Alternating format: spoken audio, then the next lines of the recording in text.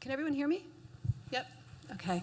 So good afternoon, and welcome to the Fixed Income Analyst Society, which is FIASI's Women in Fixed Income, which we call Wi-Fi. I'm Diane Vazza, and I'm today's chair and timekeeper. I'm the former president of FIASI, and I'm a current board member.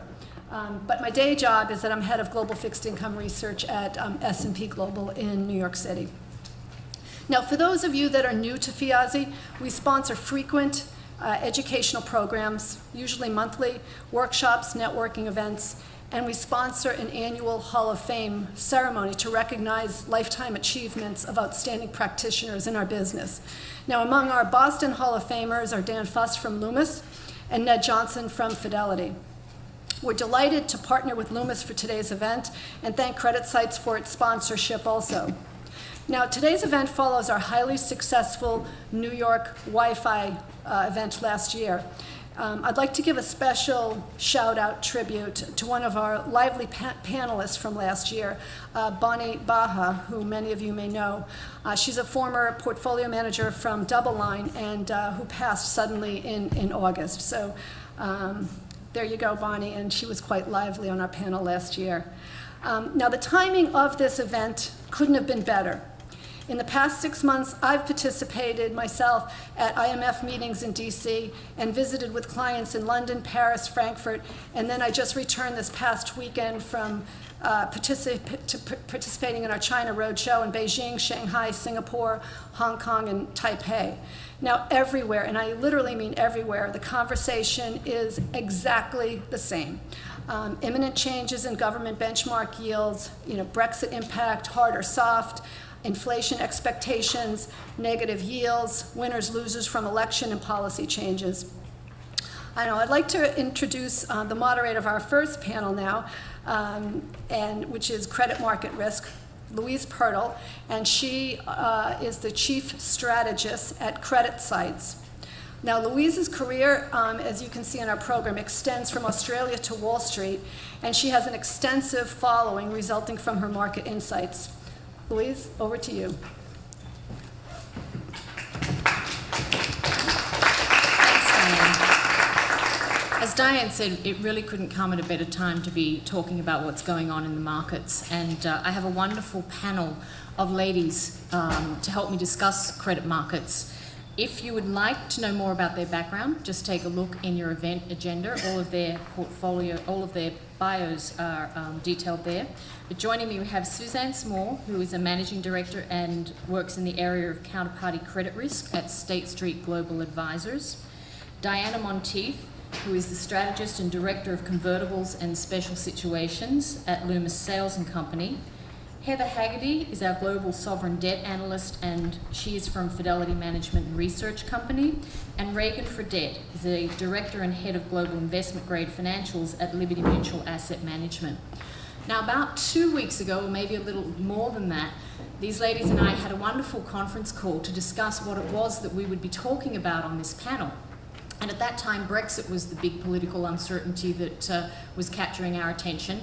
And so we knew some of the things that would be of interest to you all, but I think it's fair to say that the world has changed a little bit since that call took place. And so what I'd like to do is invite each of my panelists to just begin with an opening statement telling you about how it is that they're thinking about the world now in light of what's happened in the last week or so.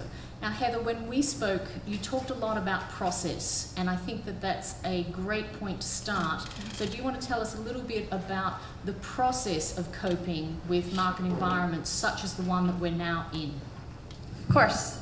Thank you very much for, first of all, for the introduction and also for the invitation to be part of this panel. I'm very excited and appreciate being here. It made me think of back 10 years ago. I remember my mentor at the time told me that I needed to start diversifying away from sovereign analysis because it was becoming increasingly irrelevant, and that the markets were not going to be looking for sovereign debt analysts, and I needed to either move, towards securitization or something else because no one wanted to hear from us. How wrong could he be? And so in terms of when I think about, what's the right way to kind of approach my sector, I have to begin with the global macro. And the question that is on my mind, and I think is on many of the minds of the people that I'm looking at right now, is what regime are we in? And to answer that question, I have to answer was what is the dollar going to do? And the reason why that matters is because financial markets have increasingly become synchronized. However, at the same time, the countries that I follow, the economies are becoming much less so. You know, when I first started doing sovereign debt analysis 15 years ago, global PMIs were very highly correlated, and now we're at a 15-year low. That has just steadily decreased, from where we were right after the crisis to now. And so what does this mean for the markets that I'm following is that all of these countries are increasingly being set by a global policy rate and not by their own country policy rate. And so how countries are able to adapt and respond is what matters. And so how I approach the markets is understanding first and foremost that country dynamics are key.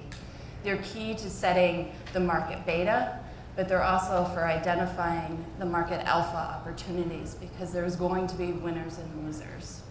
And so our process starts off with looking at 9 different factors and 65 unique different sovereign variables. And what we do is we go and we fundamentally screen across these variables and just looking for identifiers of trigger points, whether or not this is going to be something that is going to set this country apart across the global universe.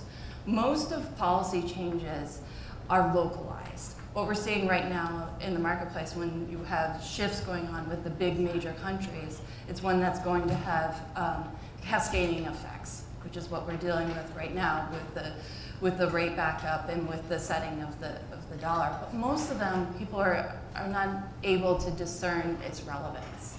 And sovereign analysis goes, identifies, distills down what's important, and then going and looking through the implications that this is going to have, for the next quarters and for the next years. What we do is we are looking at, is the country risk premium that is set today appropriately priced to where we see it going forward? Are countries healthy, or are they now starting to show areas of vulnerability? And can we identify any particular catalyst that can produce a global systemic shock, whether it be through economic, financial, or through a political event? I think that theme of assessing healthy versus looking at vulnerability is a very salient one. And Suzanne, I want to swing to you because I think that your aspect of analysing credit markets from the counterparty risk side is a little different from what many of us who are trading in the markets actually are used to looking at on a daily basis. But it might go just to that very concept of sort of healthy versus vulnerability. And I know when we spoke, we talked a bit about passive investing versus active investing. And I think that's another area where the environment may have completely shifted in the last week. Do you agree? No? So yes, thanks, Louise. I guess Counterparty kind of got on everybody's radar post-Lehman. So nobody really knew what a Counterparty was before 2008. And then it became front and foremost to know who you're trading with. And I would say that the regulatory environment has led, post-2008, to a much different environment from a counterparty trading perspective. Counterparties are typically the banks and brokers. We know that the regulatory environment has led to much higher capital levels, liquidity levels. Their business models have changed. Their earnings stability is much more entrenched than it had been when they were doing proprietary trading or other things. So from that perspective, coupled with, we have a move away from bilateral trading to central clearinghouses, which has become an important model for trading derivatives and such. So from that perspective, I think the regulatory environment has done a lot to improve the confidence in the markets when trading with counterparties. So there's also a lot of uncertainty now because of, in the new administration, there's some concerns that there's going to be a repeal and replace thoughts around a variety of different areas. We have Dodd-Frank, which has helped stabilize and put in place a lot of new regulation on the banks themselves. There's some uncertainty on what parts of that will stay or what parts will go. There's a new Department of Labor fiduciary rule, which sets fiduciary standards for primarily the wealth managers and registered investment advisors, that they have to document and verify that what they're recommending is in the best interest of their clients, not just a suitable recommendation. And when you follow that thought process through a bit further, there is potentially a repercussion that would be fewer investment products on investment advisor shelves because of their responsibility to do the research and document all of this from a compliance and a legal perspective. So getting back to the second half of your question, Louise, kind of the good performance and low cost, I think, is going to be an important part. If this Department of Labor fiduciary rule does stay, there's some uncertainty on how this will play out over the coming years.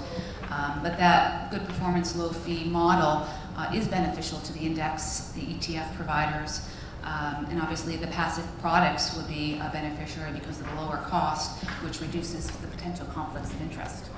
So I want to get back to this area of policy uncertainty because I think it's such a key one in terms of how the markets are reacting to the news of the last week. But just before we do, I think that Regan, as a global bank analyst, you could probably also talk about the way in which the regulatory environment has influenced the pricing of assets in that space and in terms of directing what the banks themselves are doing. Sure, yeah, thank you.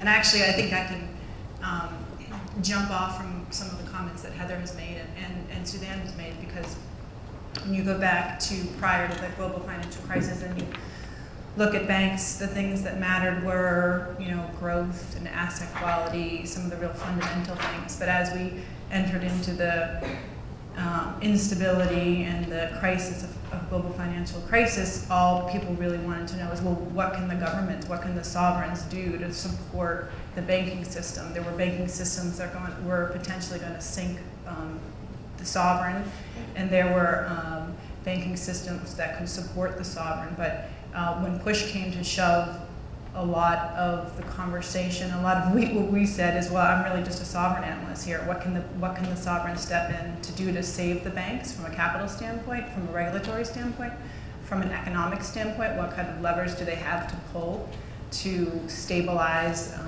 a very unstable situation from the financial perspective? So then, as we moved on and we put regulation in place, regulation has been very supportive of bank fundamentals, as Suzanne pointed out. But when I'm looking at investing in the banks across the capital structure, what the regulation did was very supportive for bank fixed income and bank bonds. So we put more capital in, there was more cushion if there was problems. They took off the balance sheet some of the riskiest activities.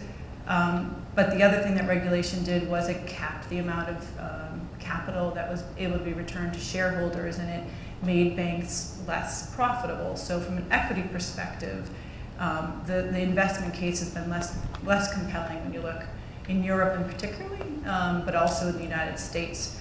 But bank bonds have, even kind of some of the subordinated bonds, have performed quite well in this environment because of the supportive backdrop.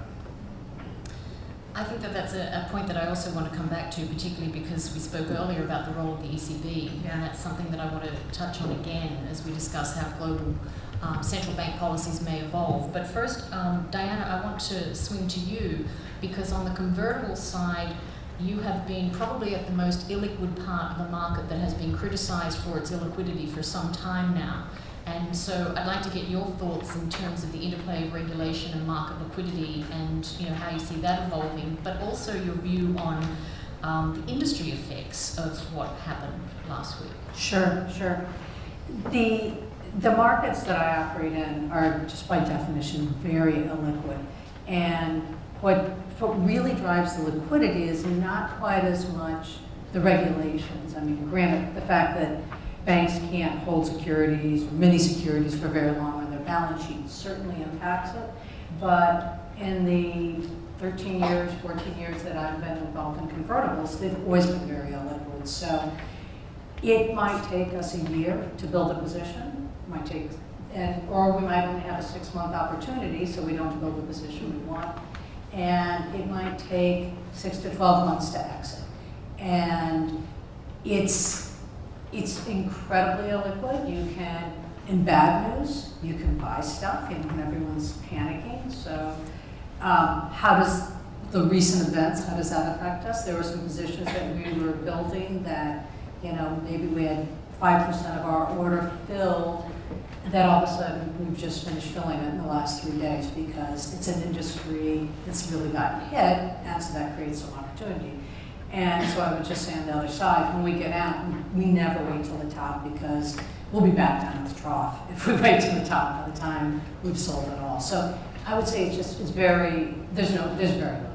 So we buy it when people are selling and try to sell before everybody else starts getting out. Otherwise, we'll ride it all the way down. As far as opportunities or changes, the day after election day, I got a text from a woman I work with who's here saying, well, is there anything you want to do? And I said, I'm still trying to figure it out. And I would say, I'm still trying to figure it out. I think, as we all are, what opportunities are there and what risks are there? So when I think about the opportunity side, I think that we're going to see, so basically, if you looked at pharmaceuticals, biotech, which is a big part of the convert index, that really traded off with the expectation that Hillary would win because of price controls. So what happened, we saw all of that rally when Trump got the nomination, was elected. And so just seeing that inflection point creates opportunities either to sell things where you can take profits or to buy some of the other areas where we're seeing stress. Areas of stress where there could be opportunities or there could be stress, which is my other hat, distressed debt. Looking at things like healthcare providers, that now is under a tremendous amount of pressure. Other areas where I look and I'm concerned are emerging markets, especially Latin America. I think about, we don't know what the trade agreements are going to be. We don't know how that's going to shake out. But I think it's going to be more difficult for some of those countries to access the capital markets. So I think, there are some interesting opportunities and some increased risk. I guess another opportunity, but this is very technical, I think this new market we're in is going to be very volatile. And I think we're going to see greater volatility in equities. The VIX has gone up, greater volatility in credit.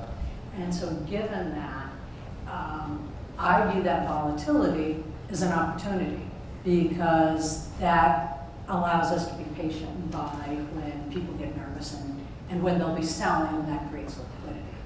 So.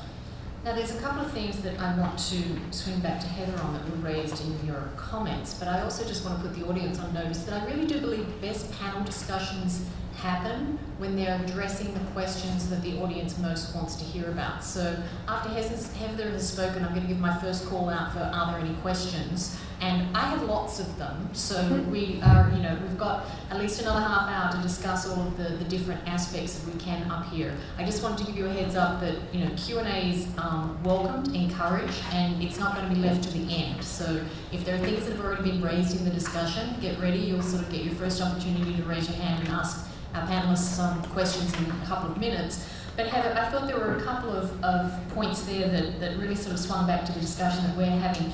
When Diana said we're still trying to figure it out, it goes just to this question of the conviction of the view that you have about the performance of the asset class in an environment of greater vol. How do you factor that into an investment process? So right now, we are currently in a situation where there is a wide range of outcomes that can happen. What happens in terms of on trade policy, what happens on the fiscal stimulus plan, what happens on immigration, all these things matter because of what this is going to do to expected growth and potential growth and also the inflation and credit cycle. and bringing that together in terms of trying to decide where on that risk spectrum are we going to fall, it all comes down to just narrowing that set of outcomes. And so currently right now, we have very limited visibility, and for which we are going to be receiving greater visibility as we get more clarity on who the policymakers are, what policies they're prioritizing, and most important, in my opinion, is the sequencing of the policy action. So much of investing comes down to the governance of a country. And I would tie this back into Regan's comments here, is that when I am constantly asked to assess political risk, more often than not, I immediately respond by saying that it's impossible to do so. So what happens is nobody assesses any risk premium for it, and then when an event happens, markets overshoot, and then eventually it comes back down. And that's where we have right now, is we have this fear of just whether or not we're going to have a left-handed tail risk result. But in my experience has shown that this is creating an enormous opportunity for us as investors, and to be able to kind of understanding that risk-averse behavior of investors, and to be able to assess a more realistic expectation of what we're going to be able to achieve. Now, the most important thing in my role right now is to assess the effective coordination amongst authorities. That is what mattered in 2008, that's what mattered in 2012 in Europe, and this is what matters right now. And for whether or not I'm looking at Brazil in 2015 or Mexico in 2016 into 17, what matters to me is who's at Treasury, who's at the central bank, and how is their relationship with the regulators, how is their relationship with all of the different bodies, who's in the room, and are they willing to be able to take the necessary action done to help stabilize the markets and provide the necessary liquidity. And so when I'm looking at political risk, it becomes something much more quantitative than most may think. And it's when I get to first assess in terms of the level of political capital, also understanding the integrity of the structure, and also the stability going forward. Okay, I'm going to ask if there are any questions at this point that the audience would like to put to the panel. And please feel free, you can direct to one specific panelist if you feel it's right in their wheelhouse of expertise, or just to the panel generally. Please go ahead. So, Heather, on that, in addition to the uncertainty, just the growing sense of populism that's rising across Europe and obviously here. Does this change how you view that process now? I mean, some of the things that made or led to more stability in one country may be a little bit different than it used to be. So how does that get factored in, or how are you starting to think about that?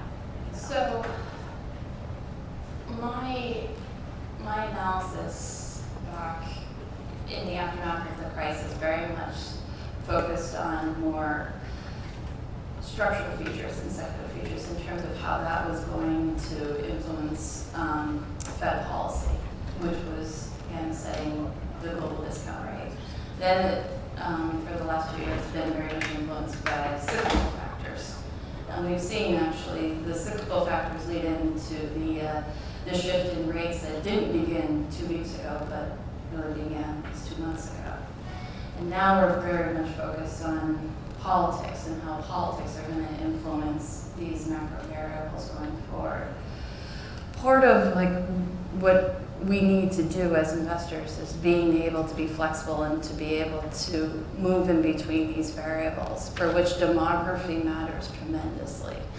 And understanding how demography can be a headwind potentially to global profit margins, and thinking about how governments are going to be able to respond to that populism and to be able to push through pro-growth policies for which are going to be palatable and acceptable to the public.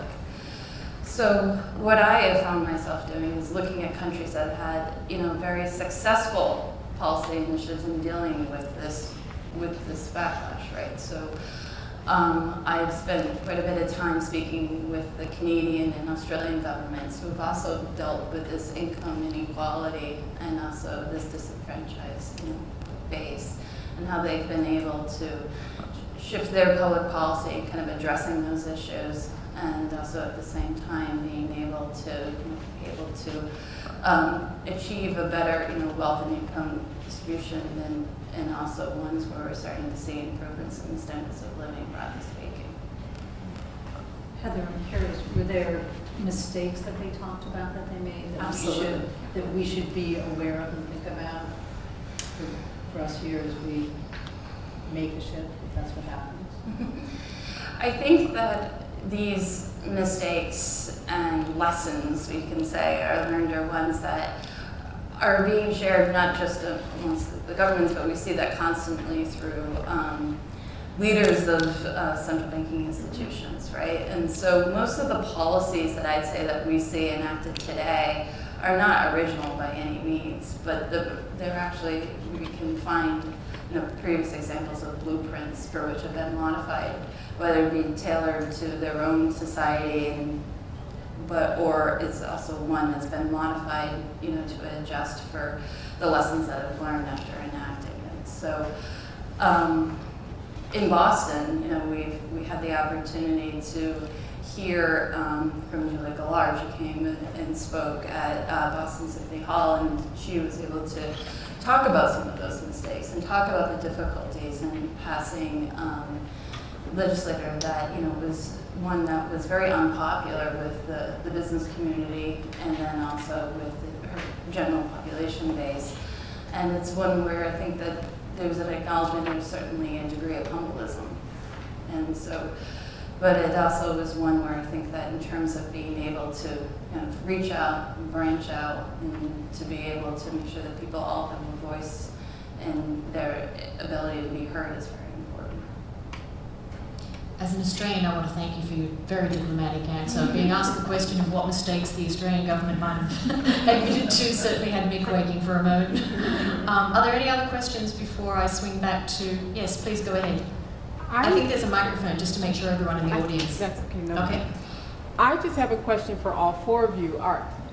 As a group, have you met with persons already in Washington about the concerns that you're presenting now? Do you have lobbyists who are inside Washington, D.C., trying to help get some sense of stability? And furthermore, are you able to do something that's at the local level that reduces some of the fear we're hearing coming from you, Heather, but the people that you're providing the services to, are they also concerned and worried, or are you able to keep the fear level down in the Fidelity portfolios or the others that you've spoken to at this time?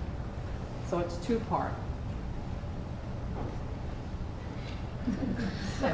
So given that we have press in the room commenting a little bit on the degree to which individual firms are present in Washington might be a bit outside the purview of people's comfort zones. Really?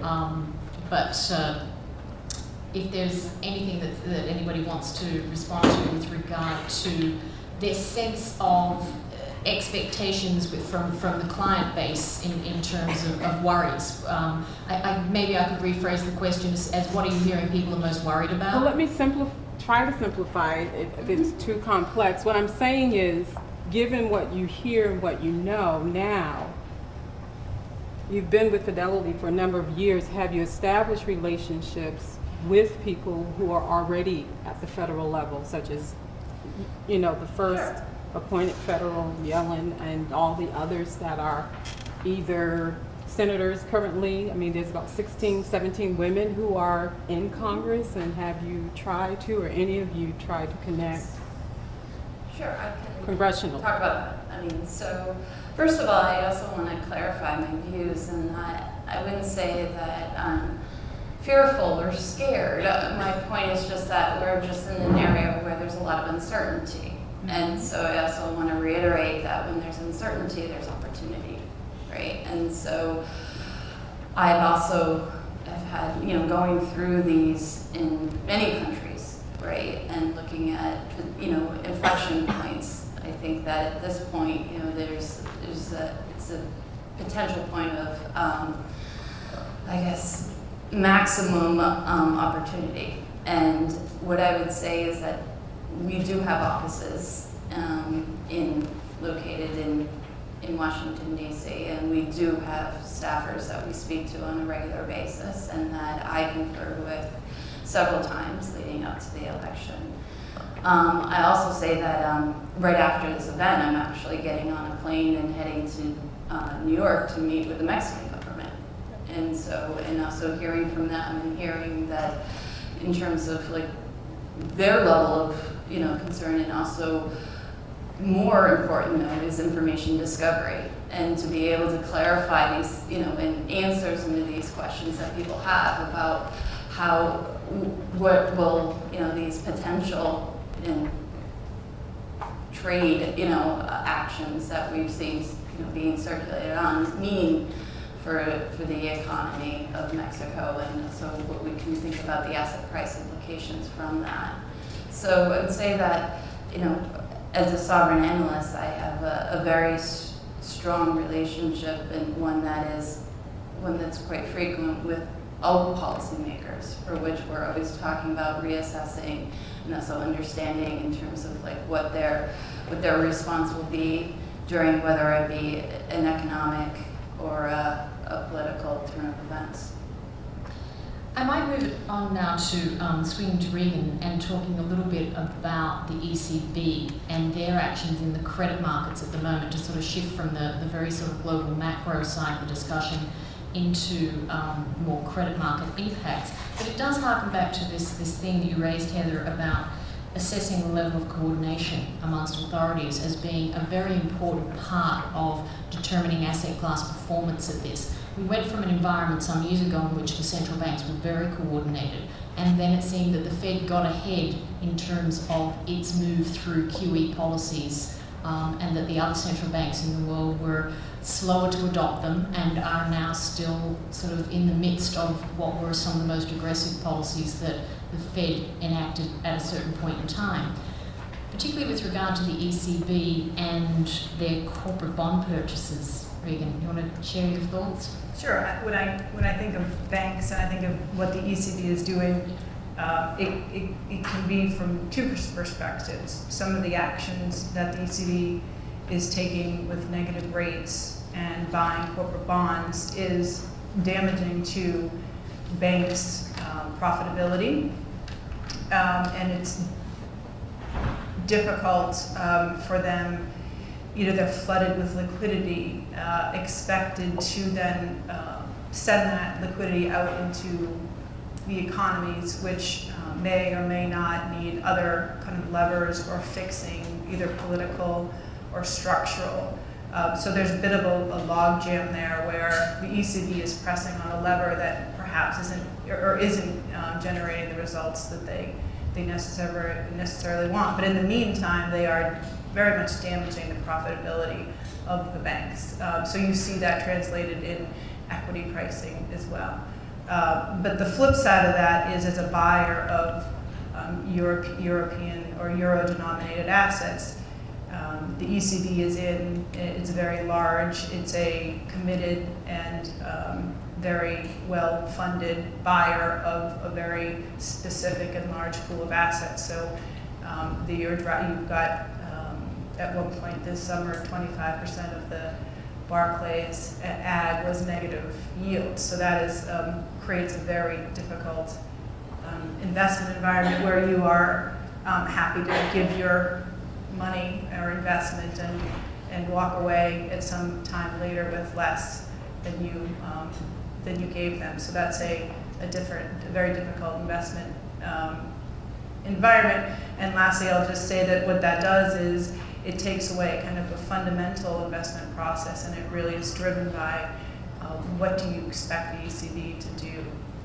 And so there becomes kind of central bank watch, and that becomes very much part of the conversation.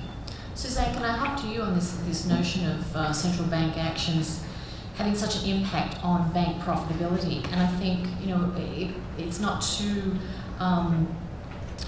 far out there to say that one of the reasons that we've been seeing such a degree of political change around the world is that recent central bank policies have been able to do a lot, but they haven't necessarily delivered a level of growth that has made for stability on the political front. Part of that notion of a low growth environment surely has something to do with the provision of credit coming out of the banking system. Do you want to comment a little bit about that? Yeah, so I guess I just reiterate what Heather alluded to, Regan alluded to, in that when you look at the bank's stock price, they've performed pretty poorly post 2008. I think that largely it's driven by margin compression, low growth environment, low rate environment. It's just not particularly robust for banks from a profitability perspective, coupled with the fact from the regulatory side that the banks have had to hold more capital. So that makes it more difficult to generate a return greater than their cost of equity. So their ROEs have been depressed. Now with the surge of inflation that we're seeing just over the last week of the yield curve steepening, this is good for banks' revenues and banks' profits. I think that's one of the reasons that we've seen one of the elements driving their share price. And then as we kind of get to the normal rate environment, I think this will also help boost or eliminate concerns about banks' business models, because they were struggling to generate a sustainable ROE to cover kind of their costs. So I think ultimately we're getting to a better spot with the help of a rising inflation expectation. There's some other things, I think, as we hopefully transition to a higher GDP and higher growth perspective. I've heard like a 2x multiple. So if you can get 75 basis points of GDP growth, a bank would generate about 150% loan growth in their C&I loans. So again, that hopefully will be reinvested back into the economy and will continue to sustain from a bank's profitability perspective. And I mean, it certainly gets us into the mindset of thinking about opportunities, which I think has been one theme that has been coming through, in that everybody is acknowledging a period of great uncertainty, a period of given higher volatility, but within that inherent are a lot of investment opportunities that didn't necessarily exist in the sort of low rate stasis that we had been in for quite some time. And Diane, I know that we had spoken about the grab for yield and the way in which investors had been pushed out of their comfort zone, particularly down the credit spectrum, and how that had influenced pricing across, the investments in which you specialize, even in the distressed space, and how you felt that there was a degree to which those pricing mechanisms weren't necessarily reflecting the fundamental risks that were inherent in some sectors. Against this kind of a backdrop, do you see different opportunities now, and where, looking at more positive sort of potential from what's happened, where do you see change? Given that I spend a lot of time in kind of the muddy end of the pool, I think would be a nice way to say it, things that are trading at a deep discount, a lot of things I look at feel riskier now. So if I look back... Riskier now as in riskier this week than 2 weeks ago, or just riskier after February? Yeah, in February, okay. So when I look at where the high yield index was trading in February, or the most distressed was oil services, the average bond was at about 52 cents. It's now at 85, 86 cents. So that sector hasn't been fixed, and there's nothing related to this election that's going to cause it to be fixed. But when I look at it, now I can lose 82 or 85 cents before I can only lose 50-some cents. So when I think about it from a risk return, I actually think some things have gotten riskier. Why? Because we have more uncertainty. It's going to take quite a while, as everybody here is saying, to think about, to figure out what public policy is going to be, how that's going to affect companies, how it's going to affect currencies, how it's going to affect interest rates. And given that, I'd rather be buying things at deeper discounts than a lot of them are trading at. Things feel like they've moved up, a lot of different assets, asset classes, industries have moved up quite a bit. And I'm not sure in this period of uncertainty whether you're getting paid for it. So I think there's some slivers where you are, but I feel like things have really rallied, both equities and that's an inherent part of the convert, so equities and with a lot of credits have jumped too. you made me think of, as following the EM markets for a long time. The best time for investing is when things go from awful to just bad. It's where you get the biggest, the biggest delta. Yeah, that's a very insightful way of looking at it. I'm going to do another call for questions. Is there any other questions that people would like to put either to any specific panelist or to the panel in general? Yes, please go ahead. In investment grade, where you are involved in the global credit, where you're involved in global investment grade, given that fundamentals generally have lost importance and the technicals, including negative yields, how do you discern where there is opportunity and value when it's driven so much by technicals instead of valuation or fundamentals? Either of you. Who has the magic answer to that? I think that there's a little bit of, I guess I don't fully agree that it's purely being driven by technicals. I think that there's a lot of people will kind of rely on that and will rely maybe on just illiquidity and technicals driving markets. But I find that a lot of the movements that have taken place in global credit markets and investment grade markets was explained by fundamentals.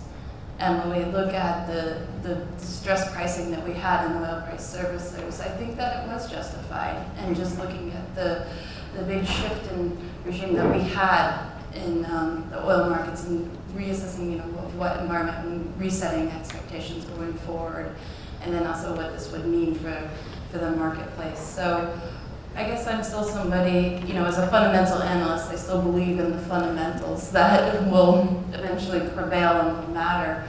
What becomes a little trickier is just being able to extend out my horizon for that call, and then to be able to kind of assess that it is not a one-dimensional world, but it is multidimensional, and being able to assess when events do happen and how that is going to alter my fundamental outlook. And so that's where it's become a little tricky, and I would say that over the last few weeks, that's one that, just assessing, the potential for a higher neutral rate and what this is going to mean for asset classes is something that could certainly feed in through, and potentially the shift in sentiment could then feed into the fundamentals. I think I would add only that you want to continue to be disciplined with fundamental analysis, especially in an environment where technicals or whatever it might be has caused compression in valuations, where you don't feel you're being paid for incremental risk that you view from a fundamental. And I believe kind of in the long run that will serve better than kind of reaching for something that's uncomfortable from a kind of a fundamental standpoint, and not feel like you're being compensated by it. I'm actually thinking how you deal with the uncertainty of change in those technicals. If you, in some of these places where there's valuations, do you just say the valuation is too tight and ignore, sort of the technical flows, or? So may I ask you to define what you mean by technicals? Are you talking about positioning? Are you talking about? I'm talking about flows leaving countries with negative yields and going to places and driving down valuations. Because there's a positive yield or positive carry, regardless of whether they should be at those valuations. So what does that do going forward? How do you make decisions and stay invested? How do you incorporate that in your thoughts and applications? Well, very simply for me, that the analysis that I do is all set on a forward-looking country risk premium, and then tying that back into what I see the present day. And the present day is kind of a perception over what we see of what authorities are going to be doing, and the perception is of how asset markets are going to respond to other macroeconomic variables. But the reality is that this is a very dynamic process, and it's ever changing. And so as for the flows, I think that the flows will respond to these shifts. And so that's why I would also agree that the fundamentals are going to help provide the visibility. And that's actually where I was beginning in my comments initially. It's just that it's so important now because of the financial market synchronization and the risk of an asset correlation spike, that you need to understand country dynamics to, one, to be able to buffer oneself, but also to identify the catalyst for setting that off. And so you're right about the negative rates. And so then it becomes down into the technicals are a result of fundamentals, for which then we need to understand how that transmits. And does that, thinking about the transmission domestically, and also thinking of the transmission through trade and financial channels. And so I would say that for me and what I've been assessing and just looking at, do I change my fundamental outlook today than where I might have been? I need to then go in terms of taking a look of like what I know now, and then thinking about in terms of what the pricing will go to be. I think that sometimes such questions can get tripped up on the issue of semantics. We have a notion in which we like to sort of parse apart markets and say, this is technicals, which is all about flows, and this is fundamentals, which is all about economic fundamentals. But I think the point that Heather is making is that the one responds to the other. And so certainly when we've been thinking internally at CreditSights about the different environment that has just been ushered in, we think of it in terms of a change in the range of possibilities. Because the theme that we've been hearing from our panelists, I think, goes to the point that the US operates in a global environment that is experiencing a higher degree of synchronization, particularly from the policies perspective. And so the very existence of the negative yields that you've highlighted that swept through Japan and much of Europe through the course of this year, even though it was never really considered as a potential policy arrow that could be used here in the US, it acted as a very solid anchor on the long end of the yield curve. And arguably people could say that it's the cutting of that chain from that anchor that has been one of the major reasons why the yield curve at the long end has kicked up so substantially in an environment where the policy uncertainty is still very great about exactly what we're going to be getting next year. So I think that there is much to be said about the way that these ladies are talking about analysing fundamentals beyond just straight economic fundamentals and thinking in terms of capital flows, the way that the US interacts with the rest of the world, and particularly that area of demography which you mentioned, Heather. And I think that when we start to think about the appeal of fixed income in general in a rising rate environment relative to the appeal of equities, even when most people would say you could argue about valuations in both markets, is a big question as to whether or not you start to see the monies flow away just from the fear of capital losses. I think we have... Can I just address yes, one of the technical, the low interest rates? So within the convertible universe, it's declined by 25% since 2008. And it's declined just because of those low interest rates. If a high yield company can issue debt at 6%, 5%, why use your equity to come to the debt market? So we've seen that contract. And I think in this environment of uncertainty and rising interest rates, it's going to be harder for some of those high yield companies to issue. It's going to be more expensive. And so I'm hoping within the convertible universe, I think it'll take a year or two, that we're going to see new entrants again where it makes sense for them to raise capital there. But money's been so cheap that, the convert market, there's just been a smaller opportunity set. I think we have enough time for maybe one more question before I ask each of the panelists to, sort of give us a concluding statement and the salient thought that they would like to leave us with. So is there anyone? Yes?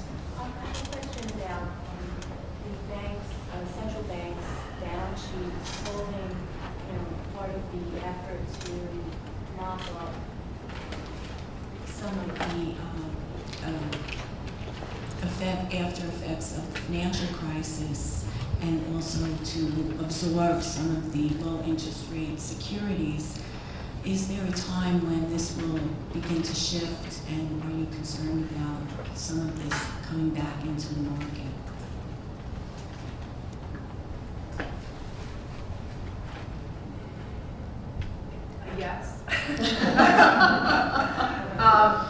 Yes, I am. That's part of the, the balance sheets are ramping up and the knock-on effect. But as far as timing and near term, I don't really have a clear, clear view on strategy, kind of merely near term on that. I think it's a anybody very else interesting. does, but- Yeah, I think it's a very interesting question from the perspective of the fact that central banks' tools get spoken about a lot in terms of moving rates. The fact that the Fed has an enormous balance sheet is another monetary policy arrow that hasn't received a lot of focus, and managing that balance sheet could be an enormously powerful way of influencing US rates. But it's probably a little bit of a stretch now, I'm sure the ladies would agree with me, to see the degree to which there are going to be shifts in the use of monetary policy until we've seen the degree to which there is going to be a change in what we actually get on the fiscal policy side, because it's that interplay of the reliance on monetary policy to now potentially seeing a greater play from the fiscal side that is going to determine what growth and inflation outlook the central banks actually have to deal with. I'm going to start at the far end and move this way and invite each of you to just give your concluding thoughts, either from the perspective of recent events or the longer trend that we have seen in place for many years now, and looking out a little bit. And I encourage you to be optimistic. I think those of us on the fixed income side have a tendency to always see the problems, always see the constraints. I know I get charged with this a lot, and so if you can, leave us with your concluding comments with a little bit of a flavour from what you see as the greatest opportunity that we have in the year coming. Regan, shall we begin? Sure.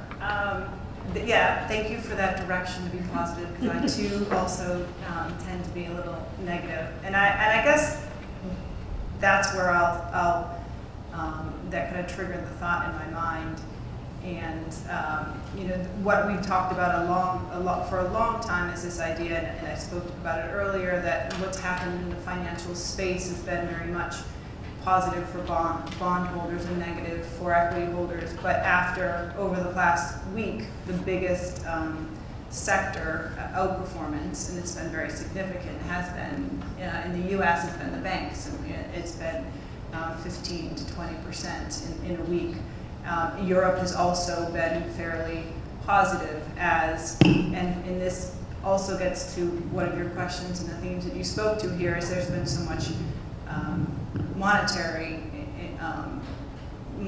policy used, and that's very impactful on banks. But if there could be a shift to fiscal policy, and I'm not just talking about here in the U.S., but in Europe and in Japan and other places that can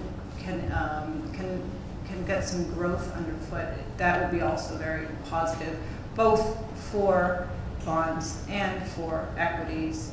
I can't be entirely positive, because there definitely could be some, especially as far as one of the things that is driving the positive performance is the slope of the yield curve and the anticipation of perhaps unanchoring from a zero or a very low rate. But it's also about regulation coming back, and I would hope that that's done in a kind of meaningful way, or a prudent way, I guess. So that would be one thing that we'll continue to look at. And just the other thing is the move has been very big in both treasuries and the curve and in equities, and whether or not this is pricing in something that's too optimistic, or is it something that we're going to see further progress on, is something that's, this is an uncertain period, and so we'll have to just watch that to see.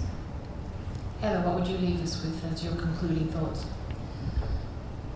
So I've always found it to be helpful to respect the market, and respecting the market is looking at the market moves that we've had, and I think the market moves are more representative of beta relationships than anything really idiosyncratic right now. And so where I am right now is very, very focused on anything that we're hearing from a policy standpoint, because very marginal changes can produce very large market outcomes. And we're certainly at a point in time here where I have found many of the markets that I followed, they have been repricing and they're repricing to a point where they're not at a sustainable level. They're either going to go significantly up or significantly down from the level that they're at right now. And so, again, I see that there is a lot of opportunity out there, but it's certainly one where we're still in an era of high uncertainty. Diana. Well, I tend to be an optimist, and so I look at this period of uncertainty as really an opportunistic period, and I think that, you know, if as investors, as analysts, we can be nimble, there are a lot of opportunities out there, and I think the most important lesson I've learned over my career, when you see these opportunities and you're trying to be nimble, but you don't have perfect information, as we all know you never do, is just reminding myself that I have to remember what can't I analyze? You know, what am I thinking I can analyze, and this is a great opportunity, but really it is so out of my control. Some of that's the sovereign risks that you're talking about. And then just looking for opportunities in the things that are truly analyzable, that are disrupted by these markets. And again, I do think we're going to be in a period of volatility, and to me that's really exciting. It means we'll have some good investment opportunities. It'll be scary too, but you know, it'll be exciting.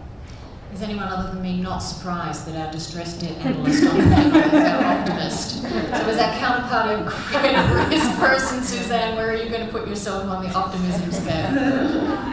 I'm kind of in the middle. I guess I would say we've come a long way, and I think the market, from a trading perspective, has gained a lot of confidence. And I think there's checks and balances in place. I think we hear about, you know, repealing of Dodd-Frank or, you know, repeals. I think there's going to be very thoughtful process going forward. I'm optimistic that there will be, and the replacements might be beneficial to the smaller banks, and maybe the larger banks it's status quo. So maybe things don't always get tighter.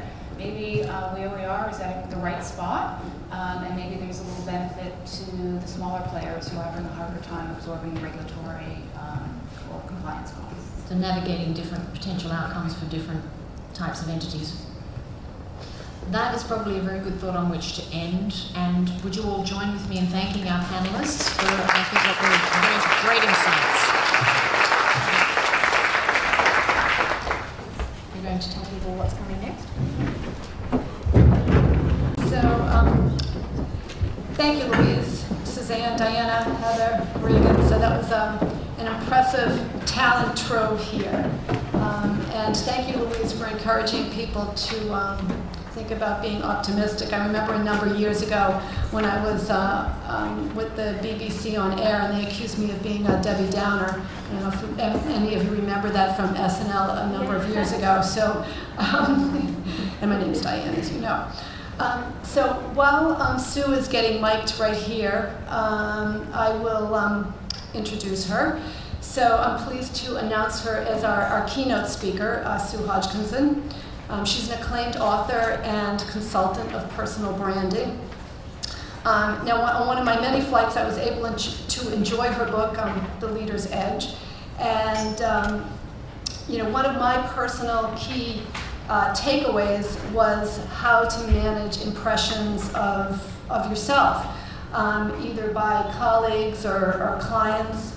And you know, it's particularly important as you move up your career ladder and you are seen less and you want to be seen less as an SME, as sort of a subject matter expert. So you sort of move into sort of more managerial types of roles or kind of line positions. You know, that you know, the subject matter expertise becomes a given, and your impressions or impressions about you are kind of where it's at. So with that in mind, I'll turn it over the discussion to Sue. Welcome, Sue. Okay, thank you very much. I hope I'm getting this down. Thank you. So happy to see you all today. And what a panel was this? Wow, I have to say, nice to meet you in person. Yes, ladies and gentlemen, thank you kindly for the chance to come and talk with you primarily today about your brand in your industry, but kind of in broad brush strokes, thinking about yourself and as you move along in your career, best practices that you can use to keep your brand healthy and strong. And that's the biggest kind of overview I'd like to give you what we're going to talk about. I did my best actually to take some of the greatest and important themes I think it would be useful for many of you to hear today as you're moving forward in your careers around critical steps to take in managing your brand. But then I also, because of the incredible help and briefings of Lauren and Diane, I added a couple of pieces that are just very broad global trends that I'm paying attention to deeply as it relates to gender. And I'm going to put those in this discussion too. And I hope it's all right that they're not any more tightly connected than that, but we really can't talk about, I don't think, about women and building our brands absent the context of the reality in which we sit. So I hope that will work, yeah? Yeah, yes. Okay, excellent, great. I have two pieces of notes. I used to think I had to start reading notes just a few years ago on critical pieces because, you know, I was moving forward into my 50s, which I'm sure shocks all of you. But then I found out actually concussions cause these great memory lapses and things, and I've been concussed many times in my sports life. So I'm really just going to say I'm reading this because I've been concussed. And so I hope you'll bear with me about that. Yeah, excellent. So one thing I thought I might do is start us off with maybe a little bad news first. The eye chart that never moves. This is one of the broad pieces of gender and looking at your brand through that lens. This, of course, for those of you who may have seen it from time to time through Catalyst, is the percentage of women on corporate boards around the world.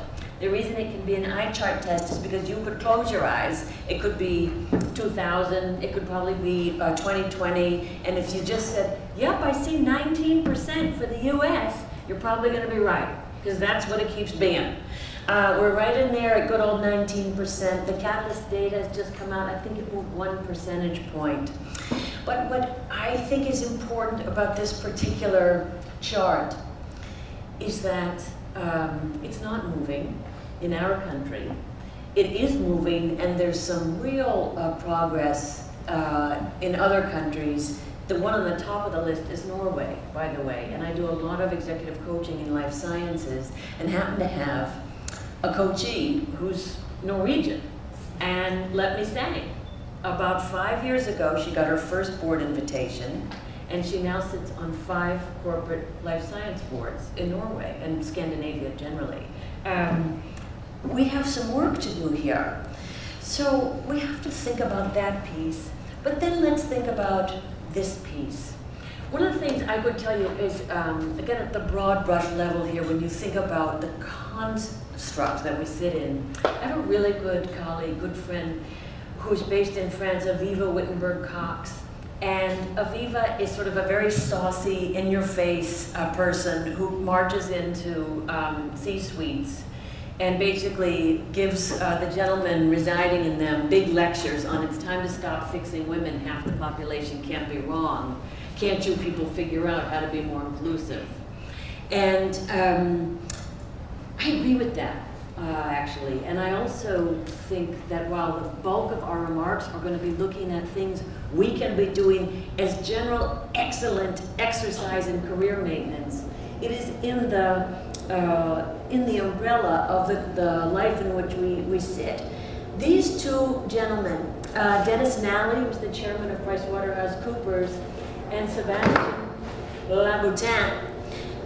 Sebastian Bazin, who's the chairman of Accor Hotels, which is based in Paris, are two CEOs who have stepped up to drive big, sweeping change through the UN He for She initiative. Is anyone familiar with it? Just raise your hand. I'm not going to ask you about it, so not to worry. But if you do, could I just see your hands? Because I see a couple women. Yeah, excellent. Okay, out of the office of the UN Office for Women has come this incredibly important initiative for all of us in this room. And essentially it's saying, let's see what we can do to engage men in gender inclusion, gender equity, gender balance, because at the end of the day, that's when it's really gonna take hold and happen. So we're looking for 10 organizations in corporate 10 in academia, and 10 in nonprofit, to step up and go on record as really wanting to do some major things to close gender gaps in their organizations. So here's where my notes come in. For PricewaterhouseCoopers, which has always sort of been looking hard, I think, at gender and really trying to do its best around inclusion, the first thing they've done, and I think it's a really big deal, is they've developed a curriculum basically to teach men who are colleagues in that organization how to think about and be a colleague to everybody, not just other men. And at the end of the day, this is a really big deal.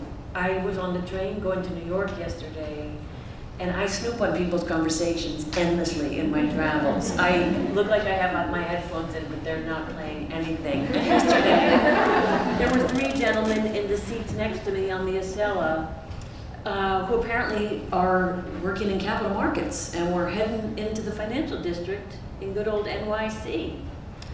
They talked about women in ways that were stunning to me.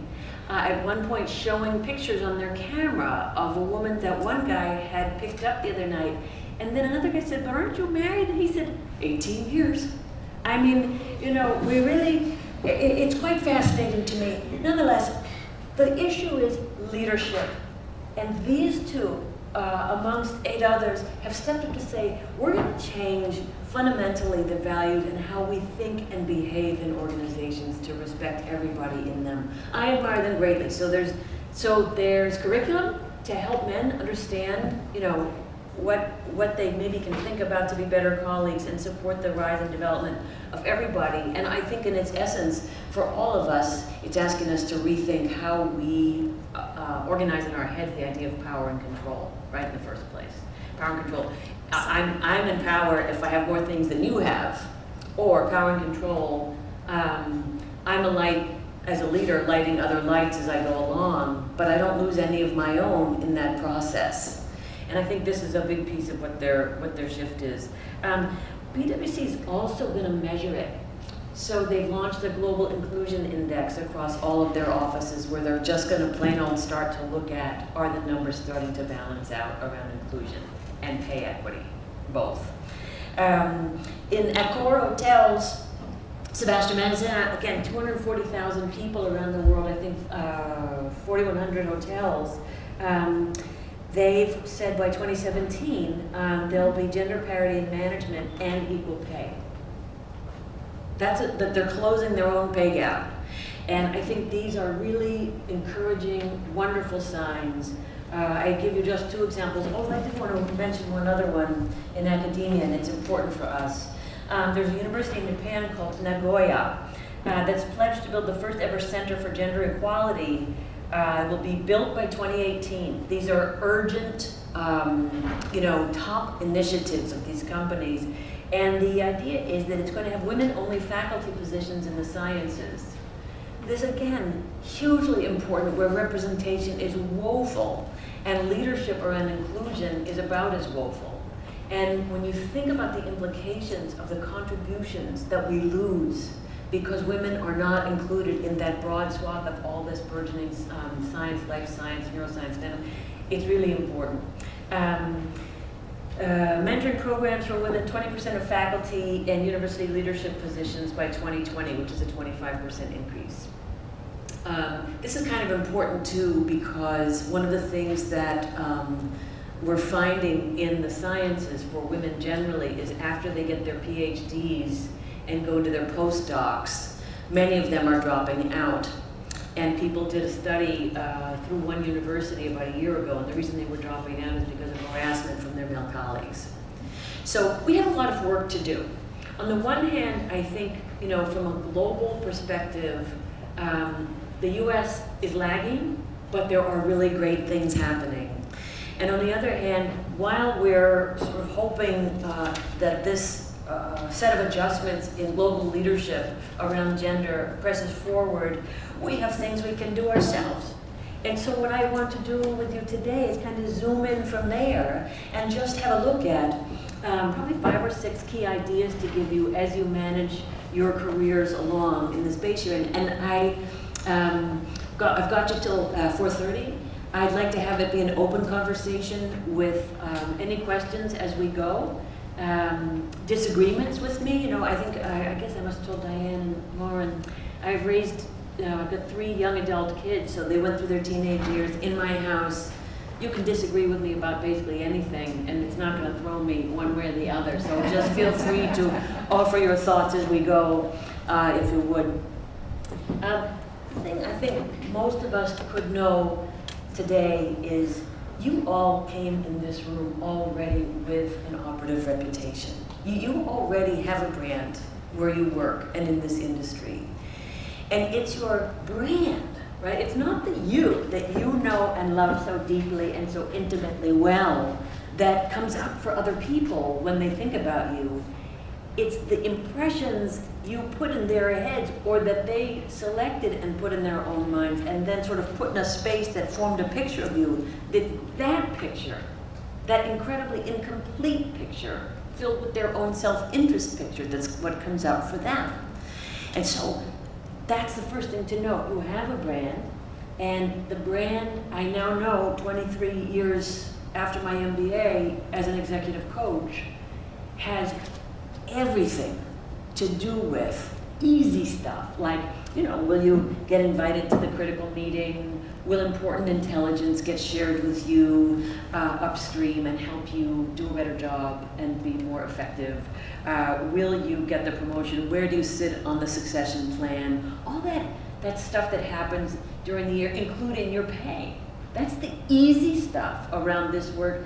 And the hard stuff is it's your brand and the strength of it that enables you to stay in control of your life and where work fits in that larger life that you have. Because hopefully everybody in here has or is aspiring to have a life outside of their work at some point, once or twice, maybe in the next month or so. But it's the idea that you're in charge of that, right? And the trick of it is, strong brands bring you incredible power. They're managed intentional outcomes, best managed by the person who owns them. And if you don't manage yours, it sort of defaults into the stream of brands in the marketplace, and other people shape it and sort of put it together in a way that, you know, is most useful for them. Never going to be as good as if you did it yourself. Huh? So we just want to look at, I think, what that is and unpack it a little bit today. And I should ask you one last piece of permission. I did get my MBA from Simmons here in Boston. It's an all-women's business school, and I was lucky enough to be the last graduating class where the deans who founded the school were still teaching the courses. And one of them would speak in her particular class about being different from a straight white male core power structure. And for each way one might be different from that straight white male core power structure, there's a ring of distance that somehow artificially sort of shows up in the space between you and the core power structure.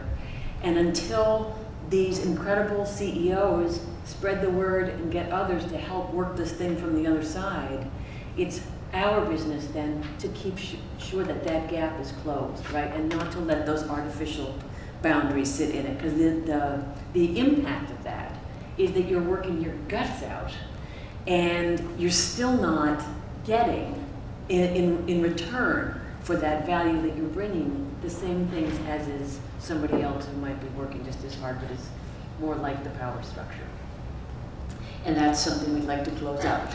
So when I think about a brand, right, I think it definitely is one of those terms that's kind of overused these days. It wasn't when I first started doing the work. People were like, oh, personal brand, cool. Now it's like, yeah, my brand. But I think it's also a little bit like, you know, when people say, you know, you need to be more strategic. Have you ever had that discussion with someone or the boss sits you down and says, you know what, you're doing a great job, but it's time to be more strategic. And you say, okay, I'm really appreciating that feedback. What would that mean? And the boss says, well, that would mean that you stop doing. And you say, well, that's what stop doing and do what? And the boss says, you would start thinking more and doing less. And you say, thinking about what? And the boss says, strategy.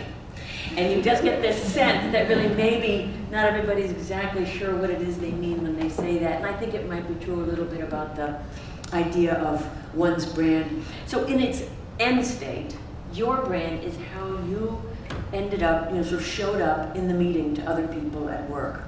How is it when we say, what comes to mind about you to them? What's the stuff, the 3 words that come up, the recent recall, short form handle on how they park you?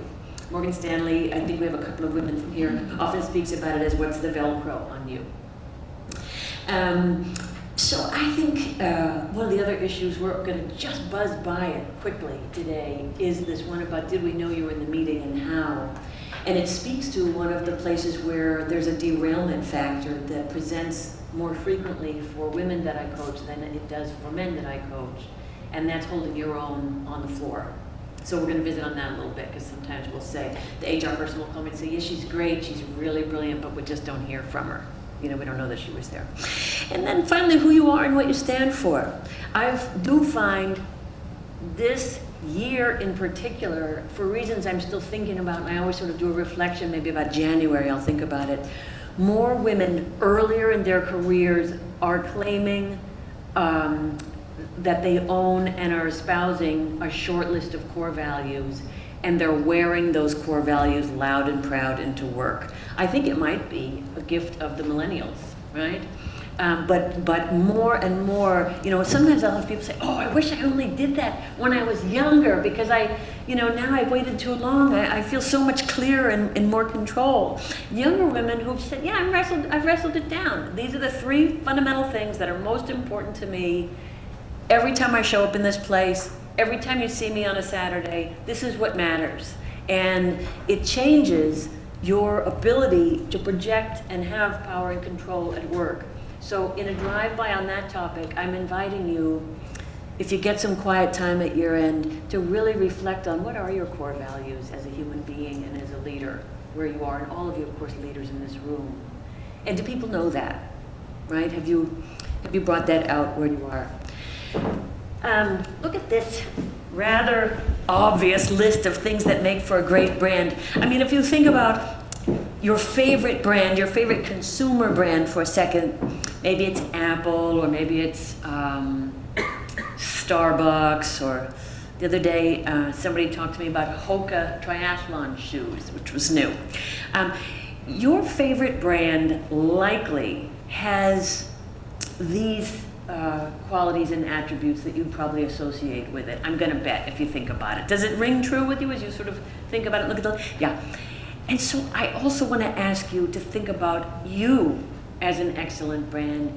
And when you evaluate yourself, which for us this afternoon is rhetorical, how true and how strong are these things about you, right? When you think about how you're delivering value in your organization, and who knows about it. But listen, with all that having been said, which would you say of that list of equals is the greater amongst the equals up there? If you just had to guess, which one would it be? Say it again? Okay, I have 2 votes for trustworthiness, which I think is a fantastic vote. Creating powerful relationships.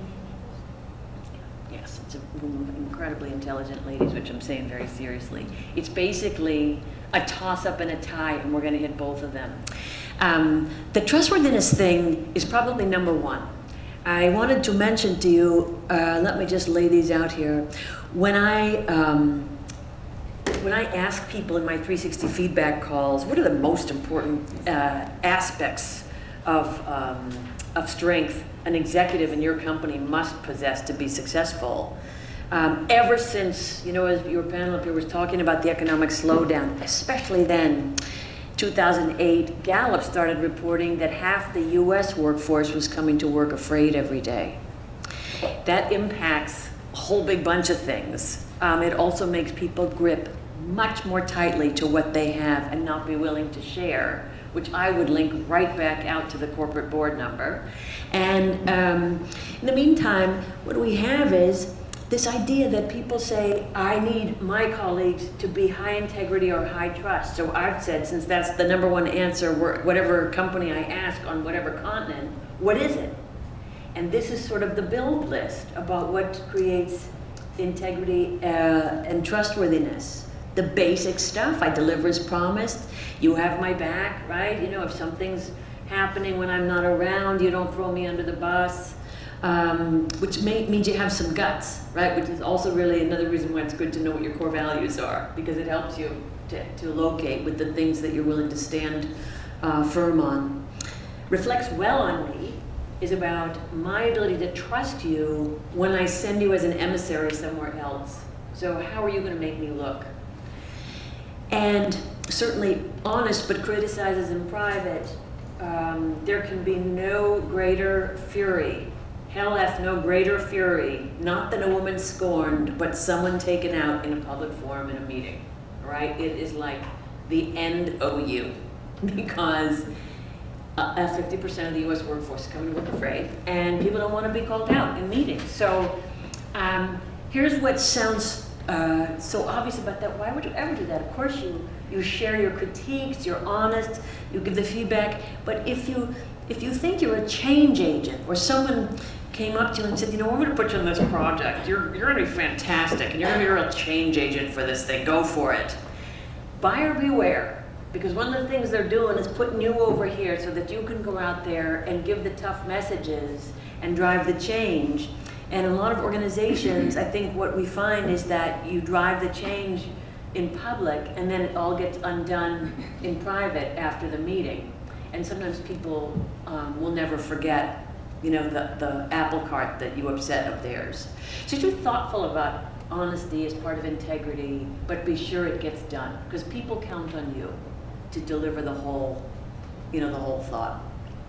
And then why was the comment brilliant in this room? Here's the one that has a gender piece and is the most important part, you know, that like the rest of it's critical, but it's not enough without this last piece.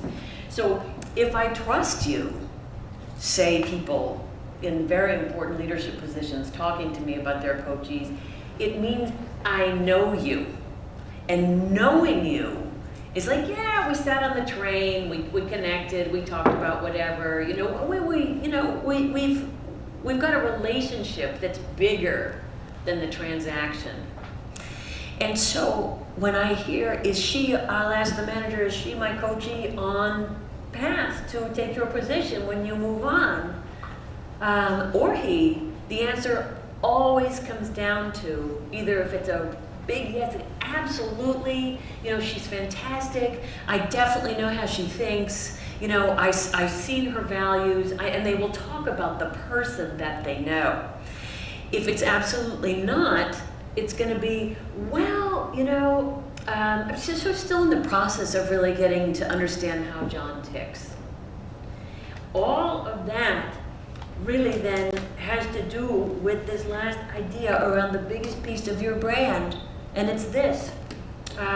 Trust ultimately is an assessment that other people make about you, you know, based on the degree to which they can predict how you'll behave in the future, which means it's predictive, about things they care about.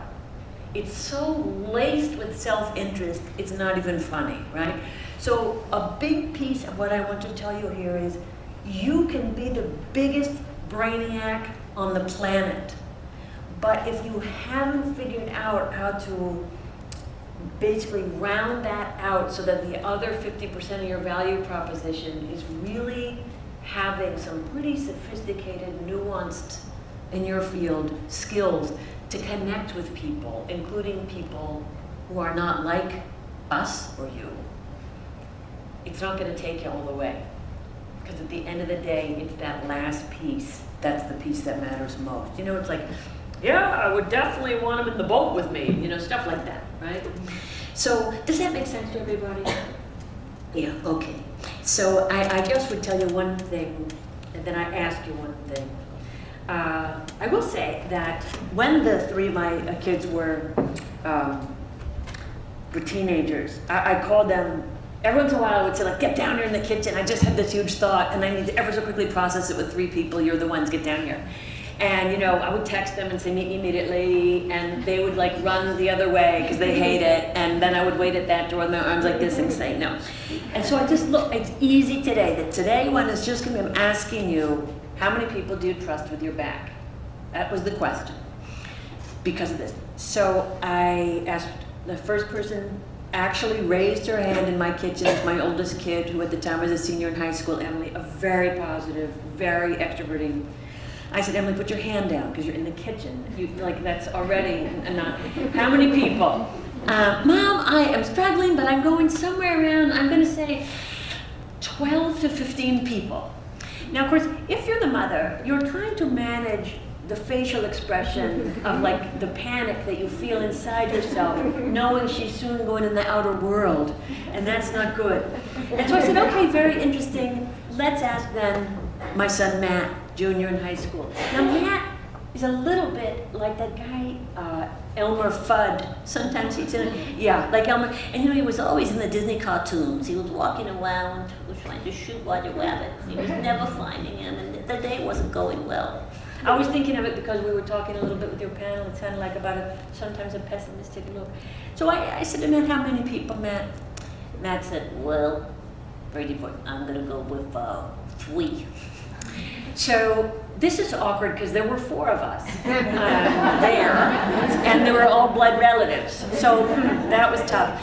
And if you know Matt, one of the things you know for sure, Matt trusts Matt. So that in a certain way takes one of the 3 votes away already, and then that leaves us scared. Anyway, and then the usual thing happened, which is that my older 2 kids, the ones that are, then they're like screaming, how could this be? You don't trust me. And the other one, she slips right outside the back way and never has to get involved. It's still to this day. So I just want to say, like, when you think about it, if you think about yourself at work, this is rhetorical for your mind today. When we think about how big this is about business results in your career. How many people do you trust with your back at work? So it's private, don't answer me out loud, especially if you work together. I'm gonna get involved with that again, right? Does everyone have a number? Plus or minus? No. It's probably not 15, hopefully it's more than 3. Okay, and then let's hold that in our minds, and then let's ask, and how many people in your organization, and for some of you, given the weight of your job, in your circle, which might not just be in the company, but might be in the sector, right? Because of the power of your job. How many people would put you on their list? You know, we go back one. This, trust you with their work back.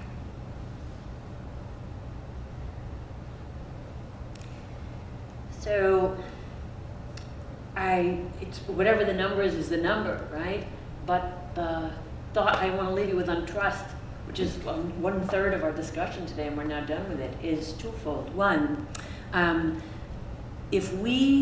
when you think about it from the lens of gender, the likelihood, if we just wait for relationships to develop and people in positions of power to trust us, if we just sort of passively wait for that to happen, it's very highly unlikely you're going to have the same penetration of like trustworthiness as might be somebody who's closer to the core power structure.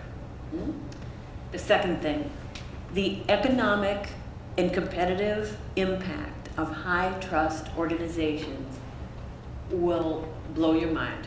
If you read the data, Covey's white papers, you don't have to get the whole book, just go to Harvard Business Review, get the white papers, and look at the quantitative implications he has laid out in the millions and millions of dollars. Faster decisions, faster to market, happier people who are getting better things done. It's unbelievable. That's a leadership issue, right? And it's not like somebody else's leadership issue. That's the whole point of this discussion. It's each of ours as a leadership issue because we're leaders. So something for you to think about really, and it gives you enormous power to just push on that at work. Okay, so we're going to press along after trust. Will that be okay? Anybody have any thoughts, questions, disagrees? Please. Typically, I thought your question was interesting. How many people trust you? How many do you trust? Yeah. Would you trust them? Yeah. Is it typical for those? To me, it seems to be logical that those should be about the same. It's a great comment. It should seem that they would be about the same, and it might be that they're about the same. Sometimes not, though, for a bunch of reasons. One, there are just some people, especially introverting preference types, literally that's sort of part of my coaching work, to know that very deeply, who think and feel that they have a very deep and close relationship with other colleagues, who are shocked to discover that. They just don't experience each other the same way at all. 2, you might think a lot about critical people that you want to have trustworthy relationships with and have huge intentions and perhaps some actions around that. But sometimes our intentions don't manifest and get operationalized in the work that needs to be done and get the exposure that causes that to happen. And so it just might not be true for that reason. Some other times, I think in people who are very highly self-aware and are very experienced getting feedback, those numbers can tend to be pretty well matched up. Yeah. Part of the way you know that is because you're asking questions about yourself all the time. To other people, how'd I show up? How'd I do? How are we doing? How's it going? How'd we do, right? Okay? Can you just clarify that? Yeah. Introverts believe. Yes. Do women in this room know if you, and gentlemen, know if you're introverting or extroverting as a general idea? Okay, introverting preference types tend to be very busy in their inner world of thoughts and ideas, lots of times more quiet in the outer world, and yet very intensely present, but just not saying a lot. Extroverting preference types are in the busyness of the world outside of them. And so introverts sometimes, and particularly within all the introverts, it's about half of the 16 choices, they feel that they have a closer connection with other people than the person would report back to them that he or she feels back to them. If that makes sense. Like I've just made a loop. Yeah? Yeah, okay. All right, so we press along. Let's hope I'm a little articulate with the next question. And of course, find me at the end if I didn't get it for you, because I'll be sure we do. Okay. So then I just want to say we're going to move into, excellent. Just a quick look at the next level, a couple of layers of your brand. And again, I don't want to present them as like general boring ideas. I'm just going to put the highlight in on them, or I think it would be a useful emphasis for you this afternoon. Really doing my best with that, and you can help me where I may fall short. I think you can analyze your own brand, or any brand really, on this simple construct of the degree to which it's relevant and the degree to which it's differentiated, right? So we're going to explore that a little bit further as we go in, but relevance is the degree to which there's perceived need for what you're doing in your marketplace. And embedded underneath that, you have to remember, is that people have an awareness that you're actually supplying something that they need. And the awareness issue, we're going to have to visit, because that's one of the places where we can get stuck. And also the degree to which you're distinctive and how you do it. I mean, many of you here in very similar kinds of roles at the end of the day, but each of you, one of the reasons I love this work is because it honors every single human being as a unique and wonderful entity who, on the one hand, can celebrate all the things that are you, and on the other hand, has an obligation to wrestle down all those great things and figure them out and help other people understand it. So if you're just kind of showing up and hoping people know, I would say that's probably not hitting the mark. But I'm interested in each of you knowing how much need there is for what you're doing, and the degree to which people would see you as distinctive when it comes to doing it. I'm going to look at the 5 Ps today as the main piece of this discussion in just a minute, and think about the ways that we get at that. I do think for all of us that the way to do this work is from the inside out. So the first actual piece of your brand is not what someone else thinks you should be, but is the journey you have done, the real work of looking inside at your humanity and your soul and your character and your personality. And that, you waited all that time in this room of very bright women to say, and your smarts, right? All that stuff together, making you distinctive and unique, and how you bundle it together in a way that brings value to your organization, and then you expect value back. That is so proactive, everything I just did. It is not a passive endeavor. So, I mean, part of what we want you to do is be thinking about what value did I just add, 5 minutes ago in this discussion, and why was it useful, and who knows about it, yeah? And then, of course, how those intentions land in the market. And for me in the work, the principle of marketing holds that, like, if you take the best managed brands in the world, and by that I mean they actually have a real and deep value proposition and have a higher order purpose connection with their constituents, which the ones we talked about did, and which I'm giving you the ask to ask if you do, right? A higher order purpose connection with your colleagues. The best managed brands, they get out there, they do it all. Their goal is like, we want people to survey us at here, but the survey only comes here for the best ones, because it's not a thing where there's a perfect. There's never going to be a perfect.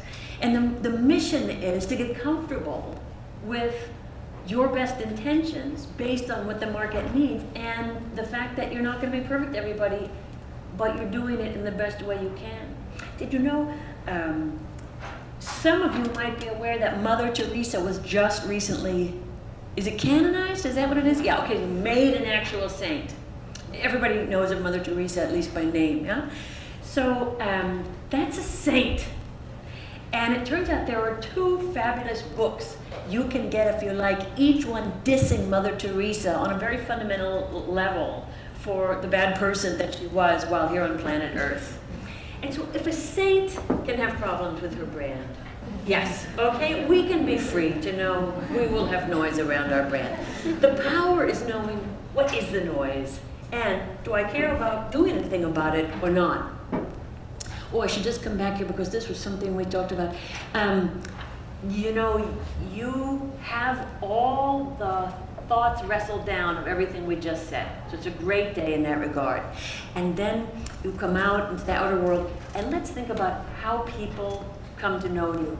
They know you by absorbing a data point at a time about you and parking it in their head in a way that, is memorable for them. The data points themselves, the impressions that they get, are first and foremost mostly by stories other people are telling about you. So for example, you've come to this unbelievable conference today to meet other women in your field, and somebody's looking for you at work, and you're not there, so they're probably talking about you and probably saying great things, right? But stories get told. So we've heard about you usually before we meet you, and we've seen your intellectual property and your white papers and your analyst reports, but when we meet you, that's another data point, right? So personal experience of us being together. The personal experience has more muscle in driving how someone sees you than those indirect ways. So you, again, strong brands, managed intentional outcomes, you show up deliberately in the way you choose for other people to understand who you are, and you can take control of those impressions. And this is a great thing, but again, it asks you to be unbelievably deliberate. Yeah? So if you come, as a passenger in the car into the day, and sometimes at my client organizations, I'll say, the person you're wanting me to coach, passenger in the car or driver of the car? And they'll say passenger in the car. Basically, letting everybody else do the heavy lift. This is one of the things that happens, is that people just, sort of pick that up and let the stories that they got told become the truth about you and who you are. Did I just? Yeah. Okay, super. It was a little double click. Yeah. Now, ladies, we have a little bit of work for you to do, and gentlemen.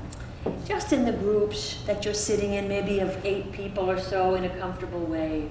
I'm going to set it up like this because basically I've also been taking you through a journey of your brand with some big call-outs. One is about trustworthiness, and another one is about what I see as the biggest career derailer that there is. And it's gender neutral, by the way. But we should look at it, especially given what Diane said in the opening were priorities for this conversation. So let me just set it up. I'm going to be quite frank. This slide behind me is nothing. It doesn't mean anything, but the one that comes after it will. I just want to mention to you about an excellent study by a company called Novations. It's a leadership development firm. It's actually local. It's a fantastic company. And Novations goes out every 3 or 4 years and surveys managers at a bunch of different levels, basically in Fortune 500s, and asks them, is there a way for an employee to maintain a high level of value in your eyes, manager, over the course of his or her career? Is there a way for a person to maintain a high level of value over the course of his or her career? And to set you up for the group discussion, I'm going to just tell you that Novations data comes back time and again saying, oh yes, there is a way for a person to maintain a high level of value over the course of their career. Y-axis is the perception of value, and X is time. So time is time 0, you know, at the intersect is entry into work from school. And R is retirement, that mythical, lovely place someone once told me about. And yet, for the average person, their perceived value after they get out of school and enter work rises and rises and rises and rises, and then it levels off, and then what you're seeing right here is the nosedive it takes after it hits that peak. And you're also, all of you incredibly smart mathematicians in this room and analysts know you're looking at a bell curve. And I just want to ask you, this is the fun question before you get to work in your, just to knock this one around in the rooms. Let's ask, what age do you think, let's be politically incorrect, at what age do you think it is that the highest rate of perceived value hits? At what age before it then takes the nosedive? What age are people maxing out according to this study? What'd you guess? 35, 40, 45, 50. She gets my vote. Any others? Early 30s. This is aggressive.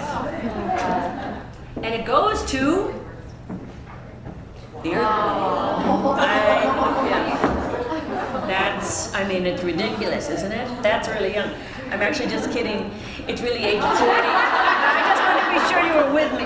Now, okay, so listen. This will be the portion of our program where you actually can do a couple things. It's incredible that you all, in the intensity of your jobs, got yourselves over here to this meeting today. And I would love, if you haven't already, you know, just turn so you're facing each other, about 8 or so people, whatever's comfortable. Just introduce yourself, right, to the people you're talking with. And then please take up the question, which is, why do you think, round about age 40, you know, for the average person, you've maxed out in your career? Why do you think that is? That's my question. Is it crispy? Crispy, clear question? Yes, please. Is this gender-based? Gender neutral. Yeah. So I brought in an all offenses study for this. Okay, so that's question. However is comfortable, you know, in your chairs, please say hello to each other. And then take about 6 or 7 minutes and I'll call you back, and I'd love to hear what you came up with. I mean, it's Isn't it nice that you met each other too, and all good things to talk about, really, not just this problem, but things generally that are of interest. Excellent. So let me ask, what are some ideas that you came up with about why it could be that the average person, through the look of this work at Novations, seems to max out around age 40? What could be driving that? You thought that maybe you reach a good place, like you worked hard to build a brand or to reach a position, and then you just want to preserve it and, you know, kind of going on a cruise control mode and not privacy stuff. You go in cruise control, you reached hard to get a space, and you want to preserve it. Does this resonate? Okay, do we have a no? I will say it's one of the #1 driving forces, but there could be a reason. This is for the average, right? So part of what's beautiful about you saying it doesn't resonate is like, that's not me. Yeah. Beautiful, right? It's a reason for the average, right? For the average person. You sort of get to a place where you can place it, and we have to look at that in a minute. What else might be a driver? Yes, please. We came up with a few. The first was just perhaps by the age of 40, you're at the track where not everybody gets to the C level. So some people do, because there's only a few that can get, and then everybody else is sort of in the middle to lower management level. At the same time, you're also making a lot more money, so the company's paying you more, and so your perceived values perception, you're probably judged at a higher parameter. Yeah. And then the third we came up, or a couple more that we came up with, is maybe a younger person is perceived to be more adaptive to learning new things, going in a different learning curve, even though personally we wish that wasn't the case. We won't agree with it. But we guess that maybe that was the reason. And then maybe at around age 40 you have other things you're bringing to value, things like mentoring, etc. Great. We're going to speak through most, if not all, of that.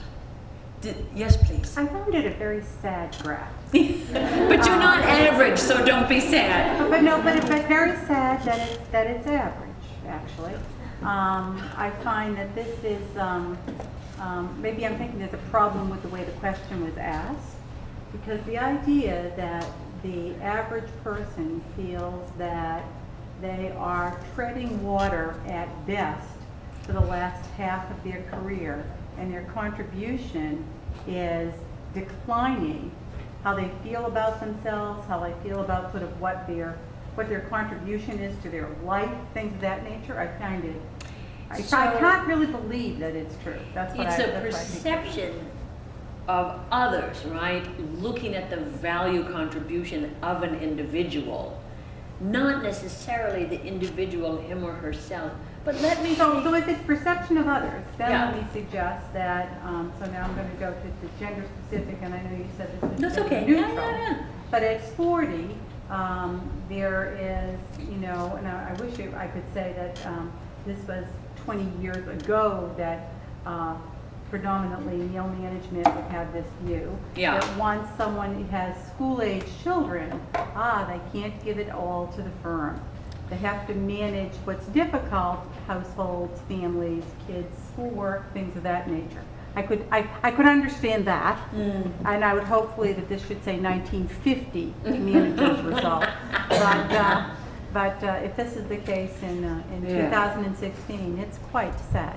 So it's a really interesting observation. Let me take all your thoughts and just invite you to overlay them on what's I think a good summary schematic from Novations about its ideas. And the key ones I would like to invite you to take away are: be cautious about the insidiousness of complacency, which can happen while you're getting super awesome performance reviews and some decent money every year. It can still be happening, right? I'm going to come back to it. Be careful about complacency and be thoughtful about when's the last time you remember that you got kind of uncomfortable learning something, right? You were acquiring a new mindset, skill, attitude, or behavior, but you were growing in some way. And you can actually point to when that was and when you're being planful that it's going to happen again. Because one of the ideas behind this work is that people are human beings, and early in career, if you're a good selection in your job, you show up and you're participating in this phase called the doer. Everybody's been there. We all know what it is, and you're just cranking stuff, usually for somebody else, and you're beginning to prove yourself, right? Dependable, consistent, reliable, trustworthy. Somewhere along one of those happy days, both are red and green curves. The red one being the normative, and the green being the person who pushes through what's really, to me, a plexiglass wall. They're both moving upward in value as you move into that second phase, which is stage 2 contribution, also affectionately known as the super doer. Yeah. Can everybody sort of picture yes, you all know it, right? It's cranking like crazy. And what the best literature explains to us is that it's building on the skills you developed in stage 1. So it's not like it's some foreign idea, right? It's just doing that stuff, sort of at an elevated level. usually in the safety and the container of a vertical, right? Where things are pretty well explained, reporting structures are clear, and accountabilities and roles are clear, and you produce this much and get that much, and it kind of works that way rather brilliantly, and you become an expert, right? And I think this was what was really important in Diane's opening comments. The idea of SME is a wonderful thing. I don't really know that you can go beyond this part of career without it. But the issue becomes right about the time you've built this great brand as an expert. You have to remember that the market every day is moving along forward. Things are changing, new ideas, other developments and dynamics. To wit, today, the conversation that happened in the incredible minds of this panel, talking about the future, right? What's happening? If you're not connecting with that because you inadvertently got busy having your life, you were doing a great job, you were getting great performance reviews, and you may start spinning other plates outside, right? You might have a wonderful life. You might have a family. You might be caring for parents. You might have a hobby. You might just have a cat, right? It doesn't matter, but you have a life outside of work and you enjoy it. So all of a sudden, what seemed like it was excellent, sort of becomes this little trap that you got caught in because you didn't notice you had gotten comfortable until maybe it was a little bit too late. So sometimes I hear it in somebody's coaching assessment if they're going to bring me in as the person needs to be more strategic, which is why I sort of called that out at the beginning today. Other ways we can think about it are simply that even if you stay as a producing leader or contributor kind of in a stage 2 environment, that intellectually you've taken it upon yourself, like the best people in the company are, to be thinking horizontally across the units, across the groups, out to the larger markets and around the world. More complicated thinking, a much greater skill set needed to figure out where you're collecting data from and how you synthesize it, so that you have points of view that are in fact really adding value to the leadership discourse in the company while you're managing the store. And sometimes also, we definitely would say, well, I'm trying to remember the point, I can't remember where it came from, but it was here, that you're putting lift in the organization in stage 3 contribution bigger than you. So it's got you move past this I'm the superstar stuff. And I've said, okay, now I got to start to make that times 10, right? Because the whole company's got to, feel the power of what I can do to lift the tide here in a capabilities perspective by coaching and mentoring. So to me, I just lump stages 3 and 4 together as a different way of deciding what I'm fundamentally responsible for doing when I open my eyes in the morning and think about how do I look at my work. And that I'm going to look as an owner of the firm first and be concerned with the questions that I'm asking about how we're doing. And then also, of course, managing brilliantly the running of my shop. Because for a lot of people in this work environment, we're gonna be doing both of those things.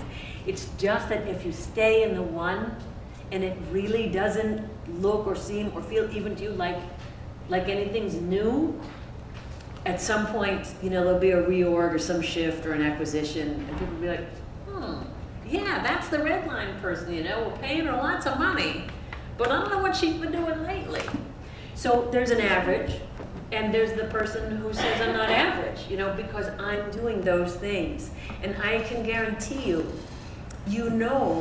if you are, because you're challenging yourself, to constantly be changing the set of concerns, issues, and problems that you're thinking about and talking with people about as part of your day job. Thoughts, questions, comments? Because you're all green line people, do any of you who were originally upset feel any better? Yes, please. Susan, thank you. I want to ask how much of this has been influenced by males that you have been in contact with or work in relationship with around, in particular, the age 40? Because that's like one of those systemic or colloquial, you're over 40 now, whereas today, reality, women are working and constantly moving and constantly busy. And, when someone says by 40, we're like, okay, someone just finished college, someone's going to college, or... Yeah, I mean, what influenced this? Who influenced this? I think the way we tend to live our lives traditionally in the society of the United States by gender can have an effect of that ourselves as much as anybody else. But I could also tell you there are some really exciting things happening with women in the workforce in other parts of the world. In India, a colleague of mine is leading an effort around something called returnship. Is anybody here familiar with it? Yeah, super. Yeah. I returned after being away for 14 years. Okay, would you nice and loud just explain exactly that to the room? What returnship Sure, I is? had a career for 12 years on Wall Street, and then I took 14 years to do other things with my life, and then I had returned sort of from a cold start back into. So it's returning after raising your family, and I think that's going to bust this graph at some point in a really fun and wonderful way, where people understand the contributions of women returning to the workforce very differently. And in India, it's working, it's hot, it's working really well, and so hopefully we'll begin to see more of that. Yes, please. To say a lot of the large banks have now implemented return to work programs. Super. And the banks, I think, even from my days at Simmons, always seem to be trying to understand how to do that better. My personal experience is in the financial services sector broadly, banks, insurance companies, women's networks have existed longer, grassroots efforts have happened more, CEOs have been engaged, things really are, coming right along. So we should see this thing, I think, start to move some. Yes, please. That's a question on previous slide where you had the pie chart of American 19%. Yeah. I don't have perfect eyesight, but from what I can tell, most of the European countries. Yeah. And what do you think the main reason for that is? Yeah, I think there's a different understanding in Western Europe in particular about the contributions of women that is much more gender neutral, or there's gender parity. Not all of the countries, but in a good number of them, Norway, Sweden, Denmark, plus or minus Germany. On a good day, I do a lot of business in Germany, so I guess I would say it's sort of all over the map. But there are just certain cultures where it's just, the attitudes are just way further forward than they are here. I think government policies have contributed to some of that. Yeah, were you going to add to that? That's what I was just Yeah, gonna please. say. I thought there were some European countries that have mandated within so many years a certain number of women on boards of public employees. I thought Germany was one. Germany did do the mandate. It's a little slow getting to the number. And I was at a cocktail party actually in Cologne, Germany, about 2 weeks ago with some CEOs. And one of the gentlemen, a very nice guy, but he was a little tipsy. And he said, come over here, I just want to ask you a question. And I said, well, they're very good colleagues of mine, so I'm just trying to do their accent to honor them. Why must I move aside on my boards for you people? I don't understand why I have to give up my board seat, and I'm really not happy about it. And it's like, I'm glad you told me. So I think the government push somewhat has been behind it. So let's leave it there, I think, for now. Let me be mindful of where I would like to go on this journey before we finish and we press along, if this will be okay. In certain ways, I'm going to visit a critical principle of this in one of the 5 Ps that we're now going to walk into, so we'll hit it one more time with feeling before we're done. That be okay? Yeah, okay. So let's have a look at these. This is the way I end up running the analytic for an individual I might coach, or for the group work we do, where we just say, there are 5 fundamentally important components to anybody's brand, and these are they: persona, product, packaging, promotion, permission. And I took a little liberty today with a couple places where we put in a little twist just for fun, because of the smartness of our people in this room. But if everything is kind of generally working, brand persona is the greatest among equals. It's the emotional connection and reaction that you elicit in other people as a result of your attitude, energy, vision, values, worldview, and the operating style that comes from it. The book that Diane talks about, I put a little quote in the front that I found on the internet when I wrote the book, and it's from an anonymous innkeeper. And the quote is, "All of our guests bring us happiness, some by coming and others by going." And in a certain way, you could read Dan Goleman's brilliant work on emotional intelligence for a really long time, because there's a lot of his work. But at the end of the day, it's basically like, what is the energy you're bringing into the space? Most leaders I know will say they're exhausted at the end of the day because of the energy it takes to just kind of be a force, right? That's coming in and getting people coalescing and getting together around ideas and trying to move them forward toward that vision. It's a lot of work, right? And if you're showing up as a passenger in that car, letting somebody else do the heavy lifting, it's kind of a pain in the neck, right? So I just would like for you to think about that. And, when you leave any room after today, you could say to yourself, I went in that room or that phone call or that hallway with an intention on this measure of my brand that people would say, hey, this is what it was like to be with her, right, as a person. Whatever those two words might be for you. But if you're not intentional about how you want to show up, believe me, the variation of how somebody will describe that will be huge. And it may just not be that you're creating the consistency of impression that we really are aiming to get at for you. The second of the two core inputs to your brand is brand product. And so this is all of the skills, the intellectual capital, the gifts that you arrived at when you came on the planet in your brain, and then everything you've worked so hard to add to that, to make what's at present your intellectual value proposition. And so when you think about the stages of contribution that we talked about a minute ago, I can link it right back here to say, this is not a permanent place. This is a moving, ongoing place that consists of development in second half of career, so that you're not the red line, but the green one, means that you're learning in a very disciplined, ongoing way. So we think about in keeping you honest to not getting obsolete. Let's do it like this. Mindful of where my industry is going and what it needs from me. What was the stuff, maybe the one or two things I had in my development plan last year? The mindsets, skills, attitudes, behaviors that I added to enhance my value proposition and bring value for the organization. What were those one or two things? Because it's not some big list, right? Because we're not 12. And then, how did I know I achieved it? How did I measure that? And then this year, what are the one or two things for 2016 I'm consciously incorporating into my overall brand portfolio? How will I know? And 2017.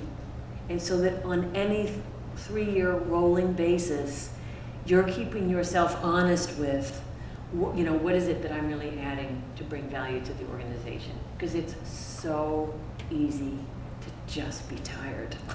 If nothing else, right? So I'm just inviting you to think about that and to contract with whomever it might be necessary to talk to in your organization, likely your manager, to say, this is what I'm coming up with for my learning plan. I'm going to hit these conferences. I just could say so authentically and meaningfully today, the panel I got the privilege to sit from the back and watch up here, that was an example of coming in and learning new things in the most efficient way one could possibly do, in my mind. Really great brains giving you the best thinking about where things are going next in this crazy world we're working in. That's a way that you add to your value proposition. You take those great thoughts, you make sense of them for you, you bring them back. But we have to be looking at that, and your manager is on the hook to say, how can I support you doing that? I think these sound like the right things. How do I support that to make that happen? That's the way it works. Yeah. Okay, next. I just want to skip over the one we don't really need to worry in here, other than to say it's part of the thing. You know, this kit of levers that you've got to think about. Packaging is just how you wrap yourself, right? I mean, just to be mindful of that. And yourself is not only you, but it's all the intellectual capital that comes from you, all your ideas and how they show up and where they show up, and social media, things like that, right? And you're being consistent with the way you want people to understand you. Now, in brand promotion, I just wanted to tee this up to say, this is where we get very busy as people who might be living in environments outside the core power structure, and hence having artificial distance between ourselves and what we're doing, the tree falling in the forest of our incredible work, right? And the people who need to know about it and hear it. And it requires thoughtful, proactive, sometimes nuanced activities. One thing I want to mention too, this is the just for chuckles for this room, because it's really a keynote, so let's have a chuckle. In the 70s, there's a professor of media in somewhere in the UK, Laura Mulvey, and she and her husband identified this idea that we were all seeing cinema through the lens or the gaze of men.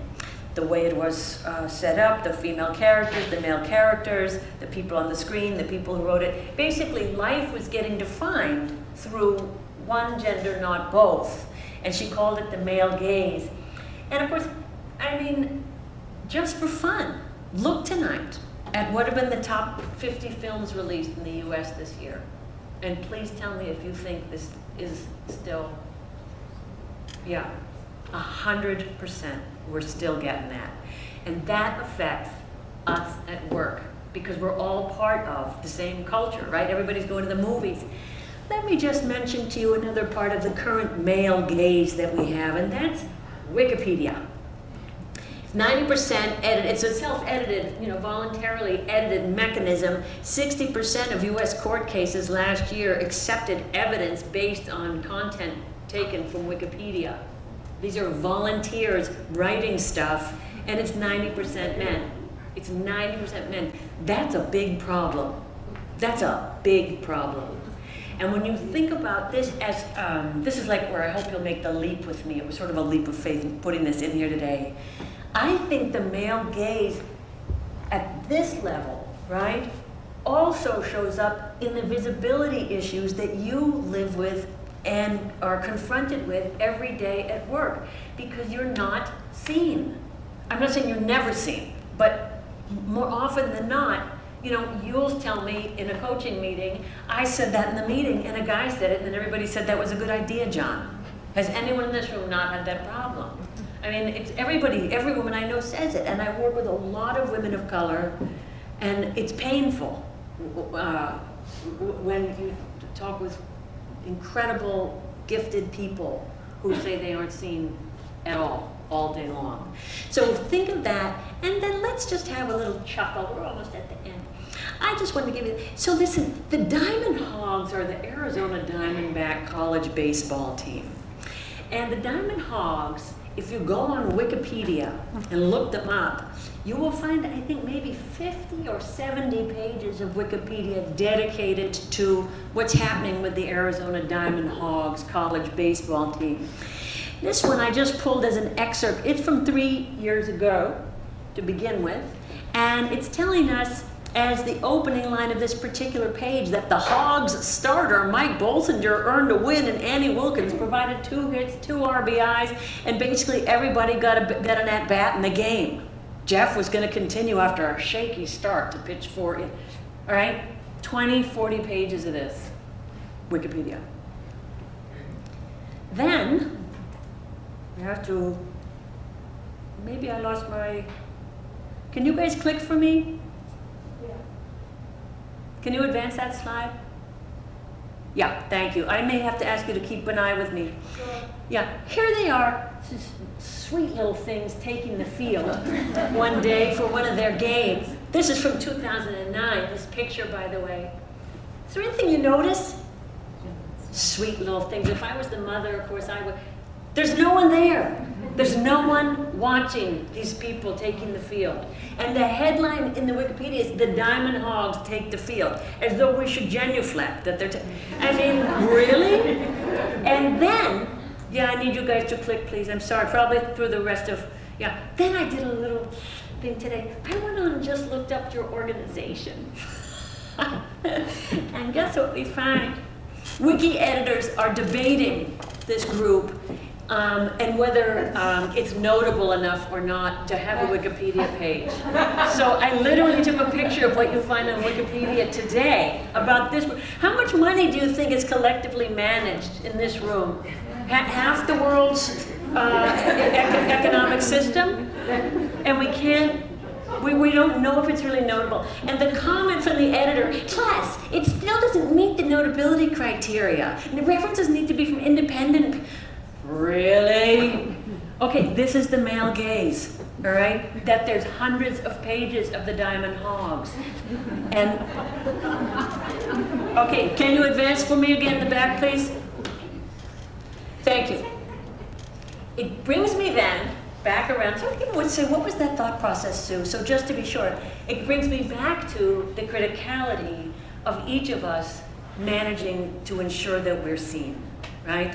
And so by seen, I'm saying that people who make decisions about your money and whatever else happens to you that's important for you at work, including if you want flex time or whatever it is, that they know what you've been doing and what's been happening. Let's ask a question.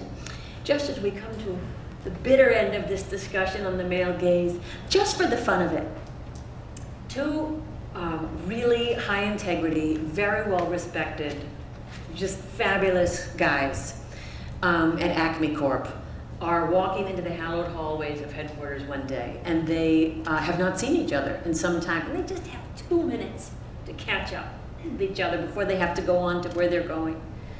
I've asked them, I've asked hundreds of them, what do you think it is that they talk about in those 2 minutes, if you had to guess, as their catch-up? Sports, number one. What else? What he or she has been doing what? Well. Ding, ding, ding. Yes, the prize goes to the lady in the front row. Points on the board. 1, we do my sports. 2, I do what I just did excellently. And 3, I don't know, maybe if you just got back from vacation. Now, and they're ethical, wonderful, lovely people, but they're on a playing field, and that's the game. Brand impressions. 2 incredibly ethical, lovely, intelligent, well-respected women from Acme Corp bump into each other in the hallways of headquarters, and they haven't seen each other in a long time, and they just only have a few minutes to catch up. What do you think they might talk about? Okay, kids if they have them. Cats if they don't. Right? What else? Maybe business. Hold that thought. Hopefully. What else? What's going wrong, Patty? What's going wrong? Yes, things that are not working. What else? There's one more I'm looking for, just with the chuckle of it, really. We can poke a little fun at ourselves. You look great. My star in the yes. You look, oh my God, you look great. Is that a new hair? Yeah. Hey, have you gotten any work done? Yes, of course. And then they might really, really like your shoes. And if they like your shoes, they might check to see if you have a bag, right? So it was incredible, it was uplifting, it was beautiful, but then the time is up and they have to go. And so what happened is no points on the board. And when you talk to some of you in this room, so I don't mean to speak on your behalf, but when you talk to women who have advanced to senior management, they can all kind of tell you about the day that happened to them when they realized they had no more time for the kittens and shoes, and they just had to get to business because that's what had to get done. I encourage each of you to think about the things you can do to be seen, right? And this right here is one of them. When people ask how it's going, load them up with the stuff that, you know, you're bringing into year-end performance and how excited you are and the team is about it. Put the points on the board. By God, you worked hard enough to get them, didn't you? And be mindful. It doesn't mean, you know, that you lose your humanity or you don't, you know, but it does mean you recognize you're on a playing field and you've been working your guts out. And lest you don't tell people, how is it you think they might know? You're in a competitive environment where I'd rather talk my stuff up to somebody in a position of decision making than I would necessarily share some colleague to be nice. I'm tired, right? Yeah, okay. So I take the last one and then we can close because they relate to each other. The thing I guess I would say that brings us from promotion to this is some in this room are struggling with what I just said about self-promotion. And I didn't say all the things, but we talked about a few. And you're saying that's, you know, I don't like that, or it's not me, or, you know, like this isn't how, you know, ethical people. And I'm just going to ask you to turn that back inside on your mind and flip the coin around and make sure it's not that you don't think it's gross, but if it's actually just feels very uncomfortable and you don't know how to do it. That's a very different problem, and you can solve it in very different ways, but sometimes I think we add to the not being seen by opting out of that obligation to put our work up so that people know it's been happening. And it's sort of like it feels uncomfortable, so you say that's just not me. And I'm here today to tell you that leadership development, which we're talking about, is extending the mindsets, the skills, the attitudes, the behaviors that you need to be increasingly effective as you ascend. And this is one. The last note for you today is just that when you think about brand permission, it's here because sometimes women and also my colleagues of color in coaching will talk about the fact that there's a radio station in their head while they're in the meeting. And the radio station is saying, you can't do this. Don't say it. You don't know what'll happen. You know, he's so smart. You're not smart enough. She always says it better. He's so strategic. I'm not. I'm telling you things people who are brainiacs in my coaching portfolios.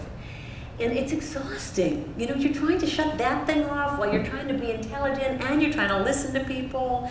And it's just this just really tough thing. I just want to offer to you today, if you have that radio station, you know, there, I think population-wise about 40% of people do.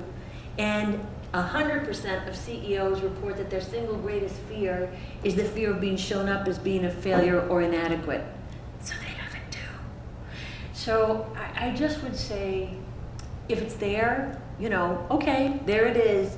But to know that no one in that company of yours, no one else can tell you you're good enough, you're fast enough, you belong enough, you're a member, not a guest, you can do as well as everybody else, if not better. Nobody else can tell you. The only person that can tell you you're legitimate is you.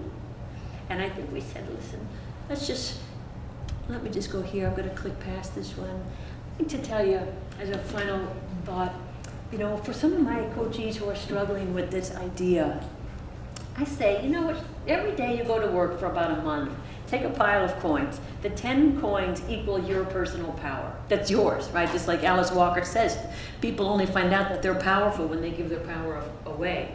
So it's yours to start with. It's like money in the bank. Put the 10 coins on the desk. If during the day you find that you felt not legitimate, not confident, vulnerable, victimized, move a coin to the other side of your desk.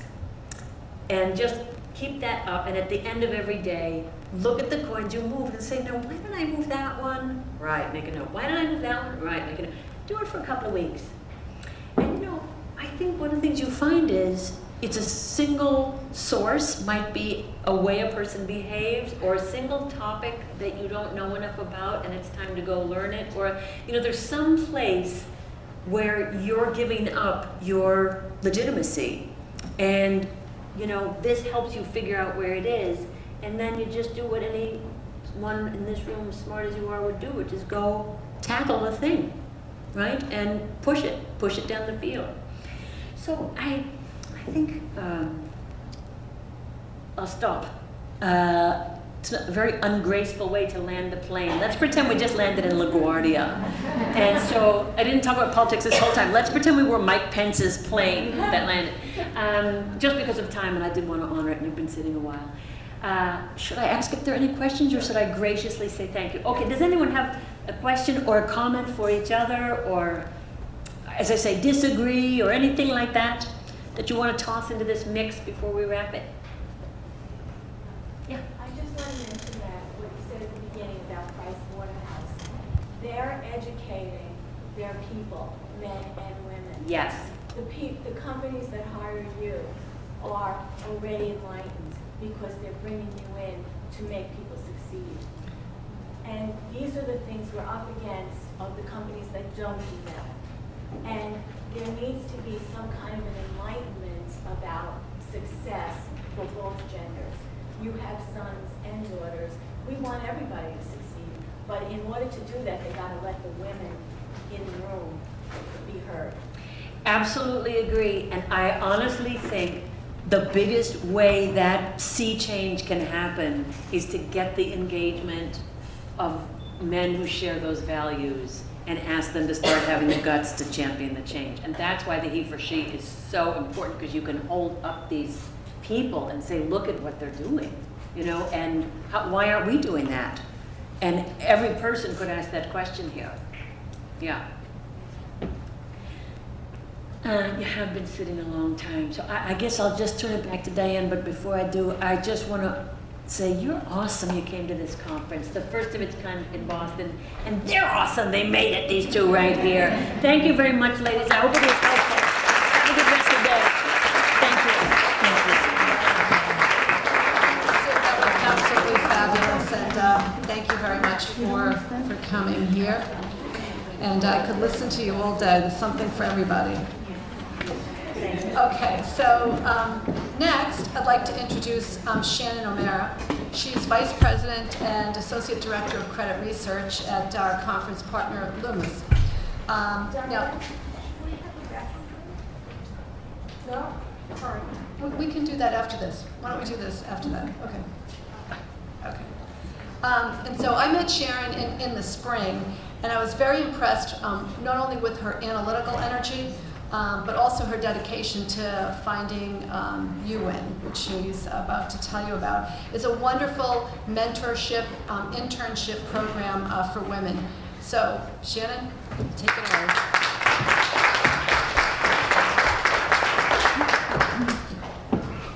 Yes, please.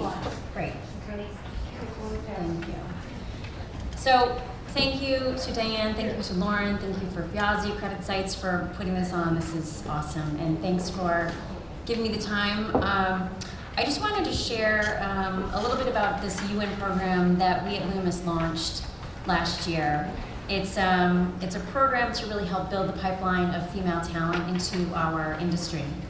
So I want to tell you three things. One is sort of the genesis of this program.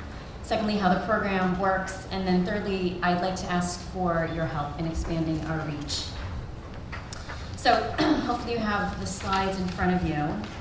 I'm looking at slide 2 right now.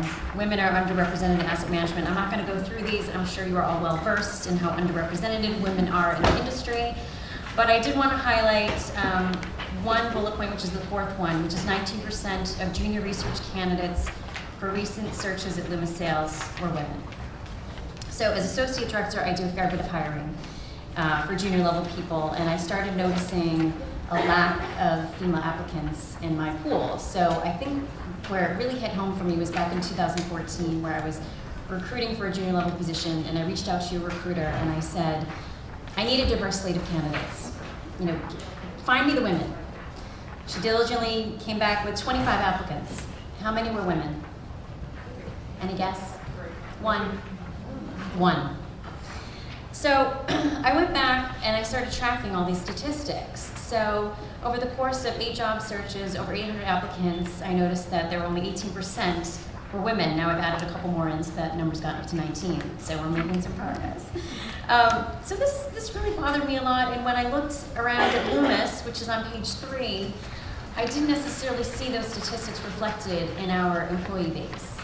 So these are some of the statistics here. About a third of our investment professionals and about 19% of our portfolio managers, so almost double the industry average. So I can't say that Loomis has done this deliberately to attract, retain, develop women. I think perhaps it's part of the culture. I've been there for 18 years, and it's one of the things that attracted me to Loomis when I walked in the door and I saw tons of women in our research group. That said, we have launched a few initiatives over the last couple of years. I'll talk about UWIN, but we launched a leadership development program for the 14 most senior women in our investment group about a year or 2 years ago. And it was an 18-month development and skill building program. We launched a women's network this year, which I know a lot of firms did this a decade ago, and we're just catching up. We've also launched a mentorship program across the firm. It's not just for women, it's for men and women. And then we launched UWIN last year. So I want to tell you a little bit about UWIN on slide 4. So in thinking about these statistics and how I was recruiting, I thought if I could just bring these women who are maybe majoring in finance and accounting and who typically go to the big 4 accounting firms, if I could just sort of bring them in, come and sit next to me, and I can show you that this is a pretty cool job to have, that we're making a difference, and being in investment management is a really exciting and realizable career option for you. So a group of colleagues and I created this program last year. It's a 2-pronged approach. Our mission is to educate, develop, and recruit undergraduate women in investment management careers through mentorship and internship. And it's those two pieces that I think are really, really crucial. Mentorship, so we connect women at the stage where they are choosing classes, trying to figure out their major, trying to figure out where am I going to intern this summer, with a seasoned investment professional. So every student that comes to the program will be assigned a Loomis mentor. In addition, we offer internship opportunities, and it's 2 rotations, one in the first semester, one in their second semester, and it's all in the investment world. It's in a client-facing business. It's not in operations. It's really to give them a look and feel, a real-world experience as to what it's like to experience what we're experiencing.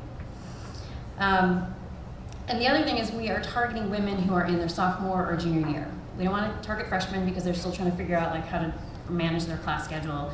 I feel like seniors are sort of fully baked at that point, so we're really targeting where we really can have the biggest impact. So we launched this at Bentley, and we made the pitch to our students. I remember the team and I went to Bentley in their trading room. I mean Bentley graduates, or if you've been to the university, but it's very impressive. And I thought, I had this moment of panic, what if I build this and they don't come? And I will tell you, they came and they were extraordinarily excited.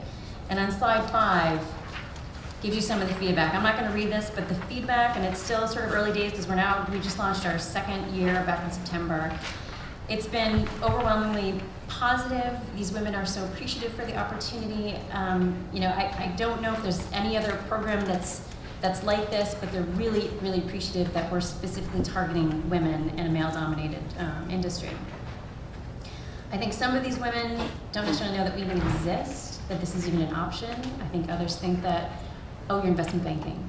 I don't want to be in investment banking. I think maybe part of it is after the global financial crisis. Look at all the jobs that were lost on Wall Street. I don't want to get involved with that. The first quote, I could have paid this woman to say this because this is exactly what we're trying to do. UWIN is a truly priceless learning experience and opportunity for young women to develop a fuller understanding of what it means to have a career in the investment management industry. It's early days, but we are making a difference. And I love this 4th quote as well. I feel like I have an edge over my peers who do not have the experience from this program. So I'll share just a few sort of early successes that we've had. So we had 18 students in the first year of the program. We now have 29 this year. We've also expanded to UMass. Last year I had 1 student, and when I think about the 18, they were evenly split between sophomores and juniors. So it was mostly the juniors that were doing the internship. So I had 1 of them apply to a summer internship position, and she interned with our relative return product team over the summer. I had 2 students this year apply for our training program in credit research, and it's a 3 to 4 year training program specifically targeted at women coming out of, or men and women coming out of undergraduate. One was my mentee. She interned with John Hancock over the summer, and before we even could reach out to her for the interview process, she had landed the job at John Hancock in their investment rotational program. And the other one, I'm very pleased to say, received and just accepted an offer to our program. And then lastly, I've just launched my summer internship search, and I've had 5 students out of the 29 apply for the program for the summer. So where do we stand today? Slide 6. So the state of UWIN. So we launched with Bentley last year. We're with UMass this year, so 29 students between the 2 schools, including 10 interns. I think Loomis, as a firm, we probably have capacity to maybe get up to 35, maybe 40 students. I don't think we can expand much beyond 2 schools. But one thing I want to note here is the third bullet point is the Loomis sales leadership. We have six people who basically put this together. This is an initiative that's run by the business for the business. So this is not an HR directive, this is not an HR program, this is something that is really a business initiative from the ground up. So when I think about the committee, the team of us of 6, in addition to myself, there's 3 other investment professionals. There's a portfolio manager, a senior trader, and then a credit research associate, in addition to our HR business partner and our HR business associate. In addition to the 2-pronged approach of both the mentorship and the internship, we also offer development and education. So I think that's a big part of what we're trying to do here is reach out to these women and show them what we're doing. So we also offer 2 workshops in the office. They're all-day workshops. They're fantastic. We do one in the first semester, one in the second semester. So we focus on what it is that we do. We put together a panel to show them, like an investment management 101 panel to show them, these are our clients. This is how we get them in the door. This is a salesperson, and flowing through the process to how a portfolio gets invested and who the players are along the way. We also offer development workshops, so presentation skills. We do a session on interviews, resume writing, cover letters, things like that. And then I'm excited for the spring, we're gonna have a session on social media. So on slide 7, our vision is to expand this program. I noted that Loomis is a firm, we're probably nearing capacity with maybe 40, maybe 35, 40 students and 2 universities. I think we've written a pretty decent playbook that can be easily adopted. Certainly this takes effort and work to sort of get this up and running, but I think if other firms adopt this program, I just think about how many colleges, universities, and women that we can together reach through this program. So the question in terms of asking you for your help is, why would you consider this for your firm? I am a true believer in the phrase, it takes a village, whether it's in my personal life. I'm a single mother with 2 very active children. I cannot live or exist without the notion of carpools. I believe that true to be in my professional life as the associate director. I'm also an analyst. I cover a bunch of industries, that I have a team that I rely on. And then I also think about the genesis of this program. I have this amazing committee. A couple of them are here today. And then I have mentors and I have intern sponsors. So I think that together we can have a greater impact in tackling a pretty prevalent industry-wide issue if we contribute to growing the pipeline of women talent coming into the business. So key ingredients for success. So first and foremost, the success of this program and a ground effort, organic effort, really would not have been possible without the support and advocacy of our CEO, Kevin Charleston, and our head of HR, John Russell. Making diversity a strategic priority has been key to sort of getting this thing off the ground. Secondly, as a committed college partner, we chose Bentley for a few reasons. I mean, we obviously have to have a university that's in the area because we need these students to come into the office. We've had great success in hiring Bentley grads, and we just happen to have a Bentley grad on our committee, so it all kind of worked together. I also mentioned that this is a program that's managed and executed by the business and for the business, and I really do think that that's a key point and a key differentiator for this program. Our committee is passionate about the work that we're doing and the reception from my colleagues.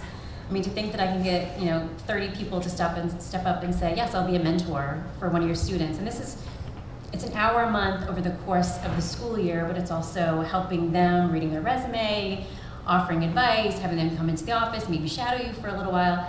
Almost every colleague that I've tapped on the shoulder says, yes, Shannon, what can I do for you? Absolutely, I support you.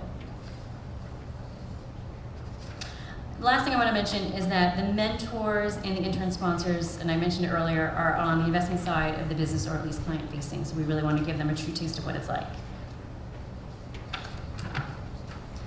So I want to introduce Trisha Keefe. Stand up, please. She's on the committee. She's our HR business partner.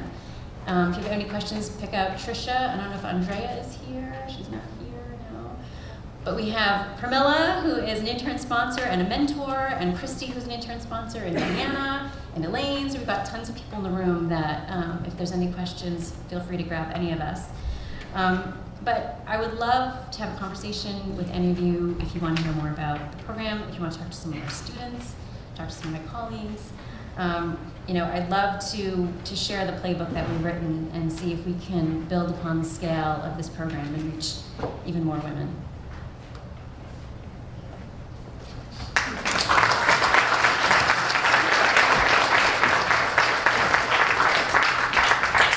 That sounds like a very exciting program here. I think what we've decided to do is not take a formal break, but of course, feel free to use the facilities. The code is 359. I think our next panel. I now have the pleasure to introduce Lauren Martyr, with whom I've had immense enjoyment working with to put this program together. And it's been a lot of hard work, but very enjoyable because of Lauren. Lauren's the head of North American buy-side sales at CreditSights, and she also has quite an extensive career both here in Boston as well as previously on Wall Street. Now for this panel, careers take twists and turns, unexpectedly sometimes, and at other times they are well thought out and planned. But I welcome Lauren in taking us through a discussion of both these trials and tribulations.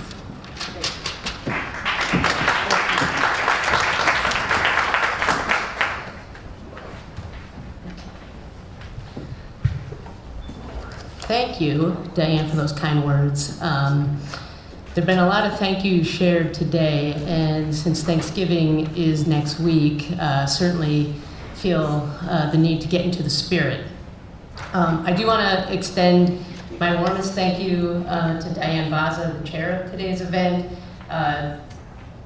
She played an integral role in making today happen. Diane was the chair of the inaugural 2015 Women in Fixed Income event in New York, and she immediately supported this event on the road, taking this event on the road to Boston for this year.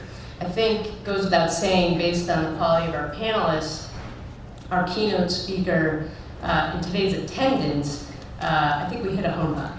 So I'd also like to thank the ladies at Loomis Sayles for supporting this event through their participation in today's program, through their attendance. I think we had at least 13 people from Loomis here today.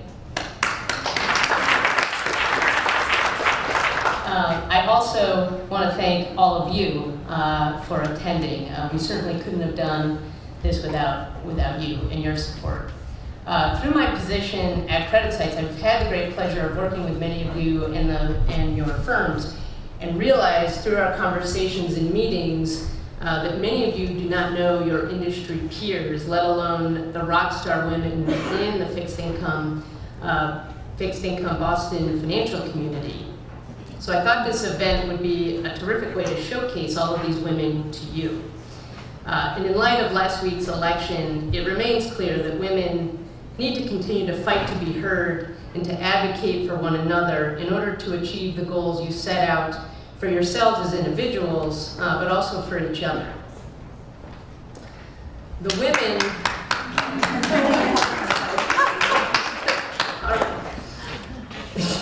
The women on today's career risk panel have almost 100 years of combined work experience in the investment management space.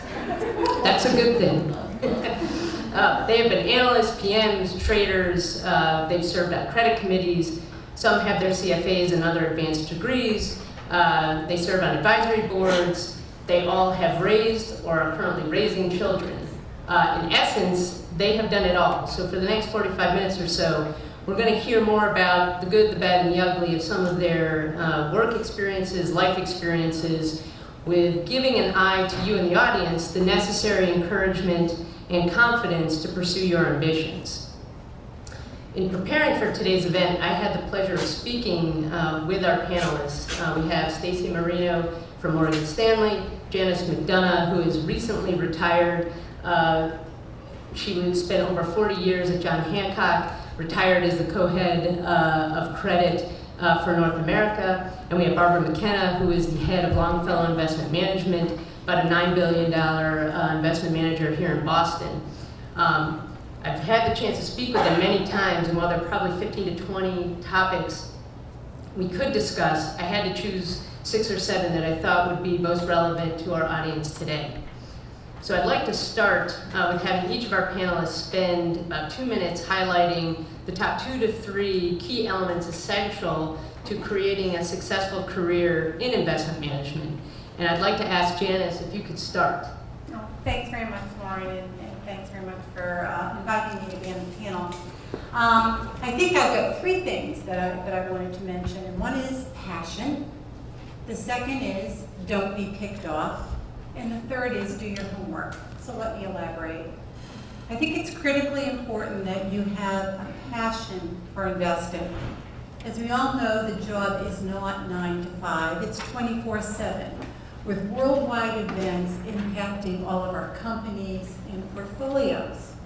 There's no rest. The markets are constantly evolving. So investing is difficult. You gotta like it. The task and time commitment is huge. So it's important that you're passionate about it and that you work in organizations where you have a cultural fit. Without the passion and without the cultural fit, I think that your chances for succeeding are significantly less. So focus on that. Second thing is, don't be picked off, or don't be the patsy for the bond salesperson. And so what I mean by that is understand the world in which your company operates and the options it has. So I need you to be aware of all markets, not just the fixed income markets, the publics. You need to be aware of the private markets. You need to be aware of the equity markets. You need to know about the bank markets. You need to know about the CDS markets, etc.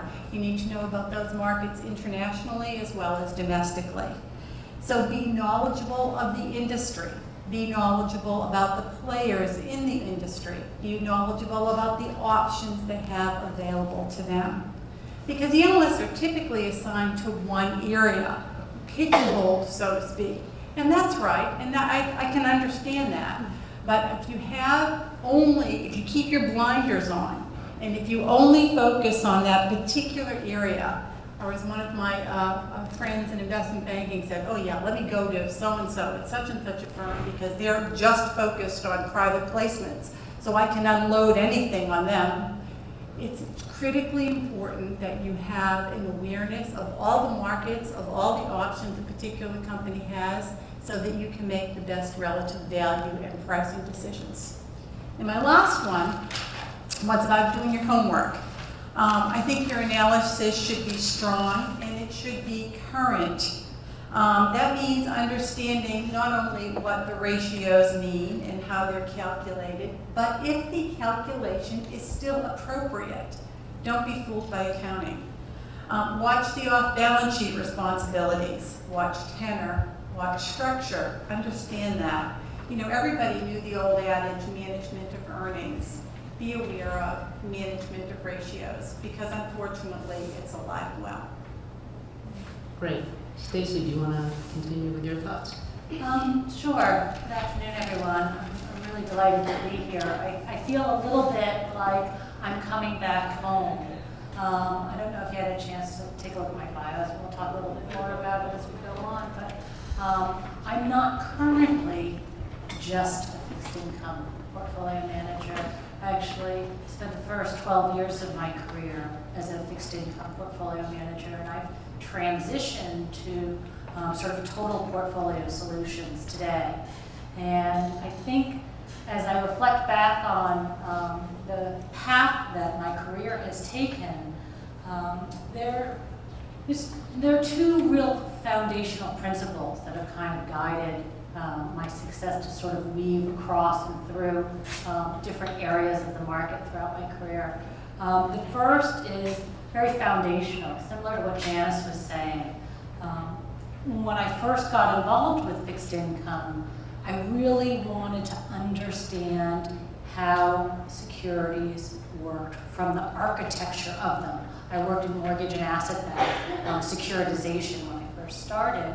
And I really feel that by understanding not only the cash flows, but the structures and how they were built from sort of a ground floor, gave me comfort and confidence as my responsibilities expanded beyond just making investment decisions or analyzing those structures. As I went out and became more client-facing, as I took on individual portfolio accounts, I relied very heavily on the fact that I had a very deep pocket of knowledge that I could draw upon as questions would come my way. And it allowed me to speak very comfortably, conversationally about the structures or the investments that I was recommending on any given day, knowing that I didn't have to explain everything right out of the gate. I had to just understand and be confident that wherever the conversation was going to lead, I was well equipped to meet those challenges. And I sort of took that same approach when I looked at the trajectory that my career took. And I found it always very useful and helpful, whatever path change I would make throughout my career, to start by getting a foundational knowledge about that new subject matter. And the deeper I could go into my analytical mind, which I think we all kind of have a very systemic, detail-oriented mind to want to look at fixed income, regardless of what your actual job is. It's kind of a weird little playing ground that select few find the deep joy that I think we do when we look at them. The second thing that I would say is that you have to always be self-reflective on what you like about what you do, what you don't like about what you do, and what you're really good and passionate about. Because at the end of the day, as you go through your career, it's often really easy to identify things that you don't want to have to continue to do, that just aren't your cup of tea. You might be really good at it, but it may not be something that is a priority or preference or a passion for you. And so be very self-aware as you get exposed to different opportunities to identify the things that you like, the things that you don't like, and the things that you're really good at. If you try to push aside and avoid things that you don't like, then you will naturally find yourself in a place where you enjoy the totality of the work that you're doing. Great. And lastly, Barbara, maybe briefly. Okay, thank you. I can't agree more with what's already been said, and I actually had a number of comments that were actually covered very well by our wonderful branding. I think we sometimes don't think of ourselves as a branding, but there's a package, how it's seen, how it's presented, you know, what you wear, what you say, how you come across. I think those are all important things. We have so many different types of careers in asset management, trading, analysis, client service, it goes on and on. And so I agree with what Stacy said. You know, you don't have to be in the same role the whole time. And there's different things that you might find appealing in different roles. I think to be in investments, as Janice said, you have to have a passion. It requires work to succeed, and it requires a commitment.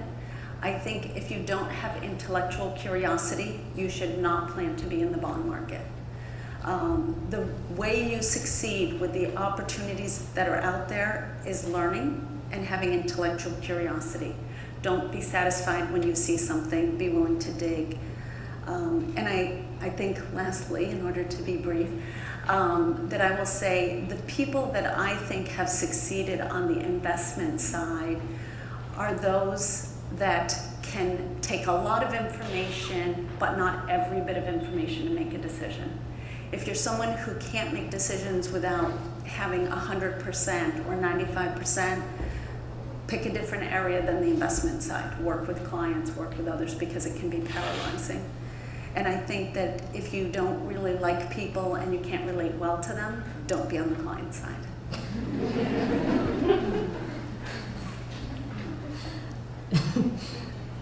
Thank you. Moving on to our next topic, which is the benefits of maintaining and cultivating your network. And I'd like actually, Barbara, to start with you. In our conversations, you described a number of situations, positions that you had at various firms that you enjoyed, you liked, you'd never had really any intent of leaving, but due to acquisitions were forced to reconsider and look for new opportunities. So if you could speak to how important your network was during some of those tumultuous periods, that would be terrific. Sure. And I would like to say that I never was forced to leave, but it did force me to reevaluate the decision. I would have a new job, I would have a new management team, I'd have new managers, clients, systems, etc. So each time it made me stand back and say, is this something I really want to do? Because really I'm taking a new job. Is this the place I want to take a new job? And I think that for many, particularly women, it's very easy to sort of keep your head down and do your work, and maybe you have family and you have friends. And building the network of people that you can go out and call on. Sometimes for advice, you know, we hear a lot about having mentors and sponsors, but that's something different. Having a network of people that you can rely on to say, hey, what about this company? What about this person? Do you know them? How did you work with them? Or somebody at a different firm who maybe had a different experience that you can say, you know, what do you know that's out there? What's the marketplace look like? What does that firm look like? I never had intended in any of those situations that I would be looking for a new role, and I was. And every change that I made was so beneficial to me. But the guidance that I got from that network was really helpful. And then came my last change, and my job moved to New York. I didn't want to move, and I seriously considered leaving the business. I was going to retire and teach, and I had a call, and it was to join a very small company. I think I was number 7, and we had about 700 million in assets. And all of a sudden, I was in the role of actually building a business and helping to grow a business. And that network of individuals that I could call on to say, hey, I have to worry about cybersecurity or backup, you know, who do I turn to? Having those people were really invaluable. Even having people outside of my circle at other firms when I had children or dealt with things, my husband was in the military and deployed overseas, all of a sudden being a single parent. You know, having people around you that you could call on and ask these questions. And, you know, I think about sometimes we have a network for what it can give to us, but I think the most important thing about a network is it is a sharing. And someone will call up and say, hey, I have this person, would you just talk to them? You know, I don't have a position, but you know, you have similar experiences, can you do this? And sometimes people are like, why do you meet with these people? Why do you do this? Because those people were there when I did it. So there's a sharing that goes on. Last week after the election, someone called and said, I need to go talk to you, you know, can we meet for lunch? Because I want to talk about the markets. You know, what are you thinking? And not, even though we might say sort of competitors, but you know, what are we thinking today? What are we, thinking about some of the things that we have to worry about now that we didn't think we were going to think about a week earlier. And so I think having that trust to have conversations, hear what other people, what other people are thinking, having that network, and it doesn't happen, at one event. It happens over a career, and it will change and it will develop. And the one thing that I will say, and that, I told this to Lauren and she laughed at me, but I wish everyone would unplug when you're on a train or you're on a plane or you're walking around, because you do not know how many people I have met who have become clients, referred me to clients, referred me to people that I need, because I stopped and spoke. And if we can connect with people, you would be amazed the little tidbits that will bring to your life. Terrific advice. Janice, I'd like for you to continue. Janice spent her entire 40-plus year career at John Hancock, which I know for myself and probably for many of you, it's hard to really comprehend, but she had many roles at the firm over her tenure. But one of the things that really struck me in our conversations was how important her peer network was over the course of time. So if you could share a little bit about that, that would be great. Certainly. But let me say one thing. So 43 years, for God's sakes, a lot of people aren't 43 years old. Wow, you must be like, everything, or wow, did it get boring? Or what about that crazy curve that really drove me out of my mind that we saw out there? And you know what? It was 43 years and it was great, it was fun, and I felt brand new every day. That's what investments are, right? These markets are constantly changing.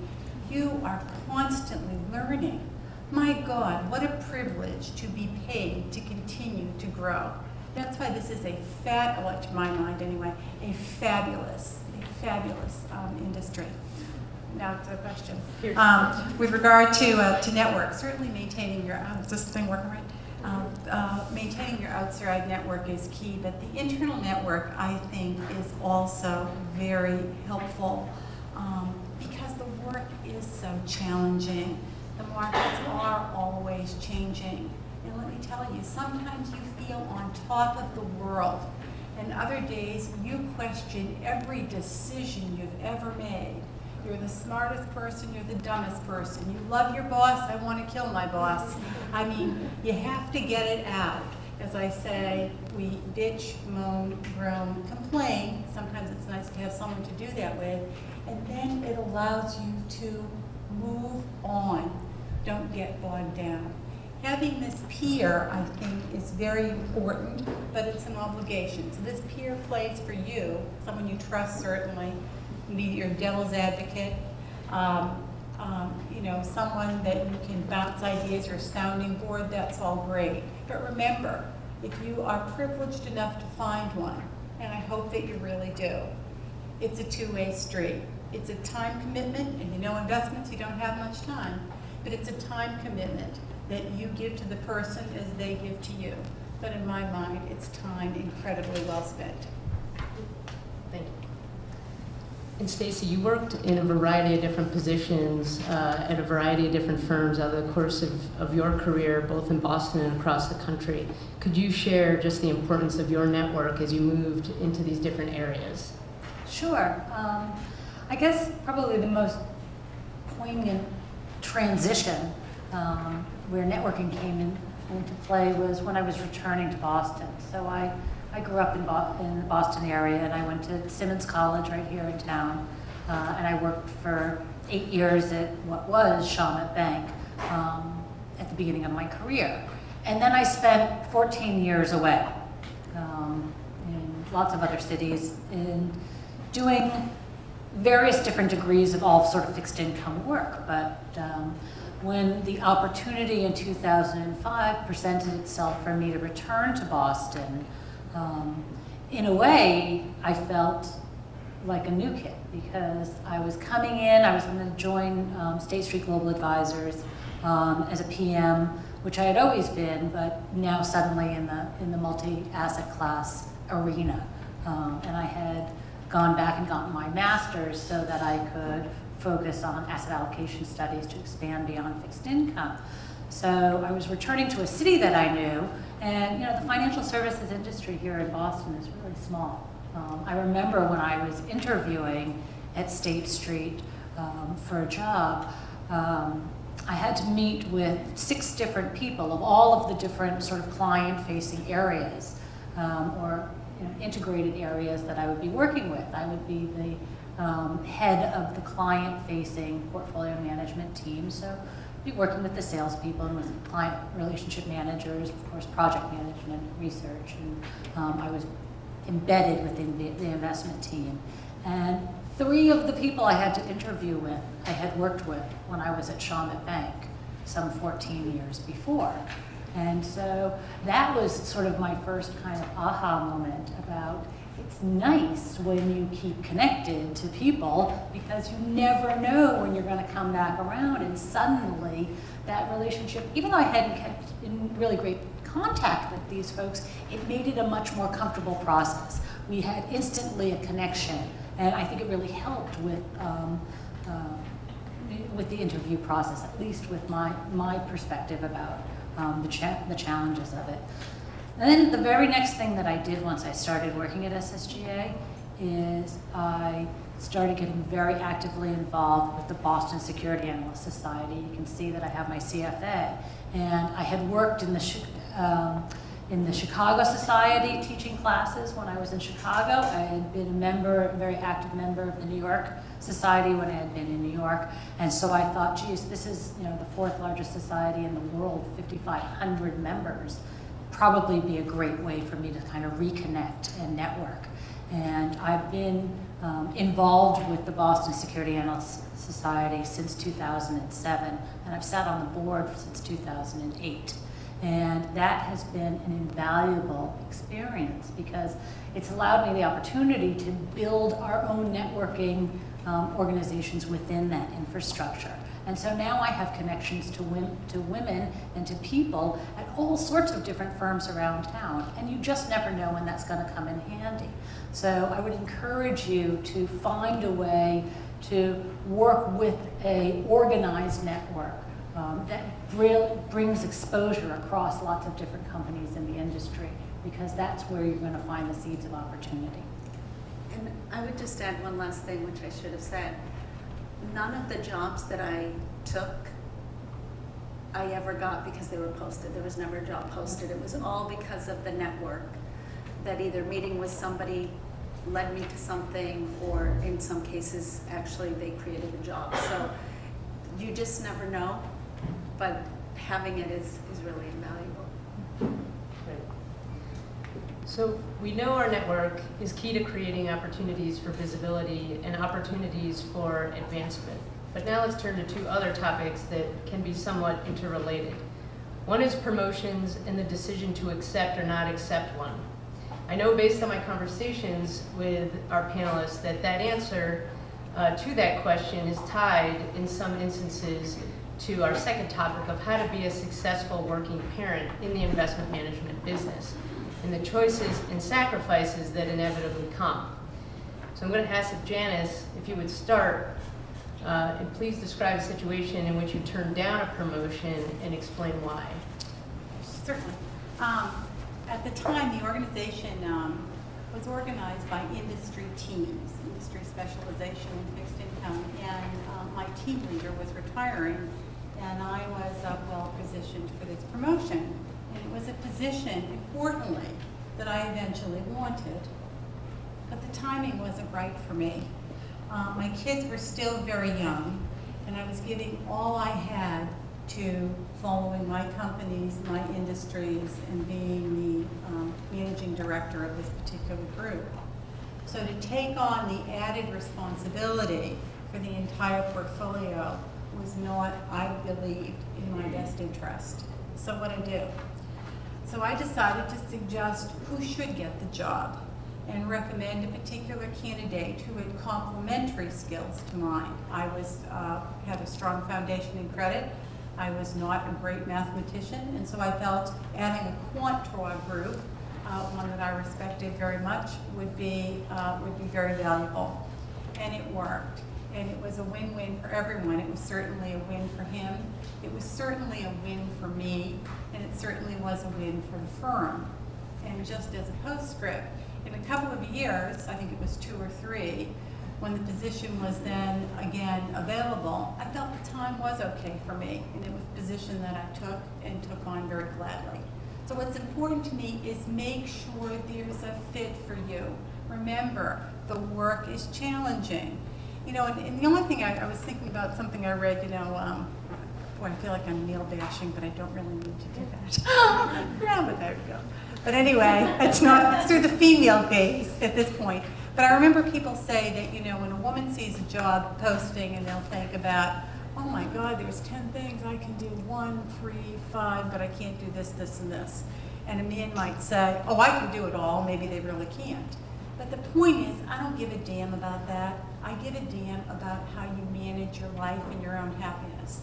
And I think it's important that what you say, the recommendations that you make, are those that you own.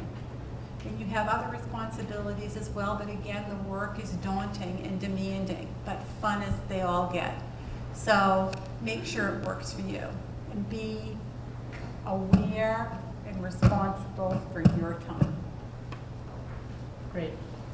Barbara, I know in our conversations you talked about taking every opportunity that came your way, regardless of external circumstances or circumstances at home. So could you just elaborate for the audience more on that? Sure. And I'll separate. There's a lot of external things that I've been asked to do that I've turned down.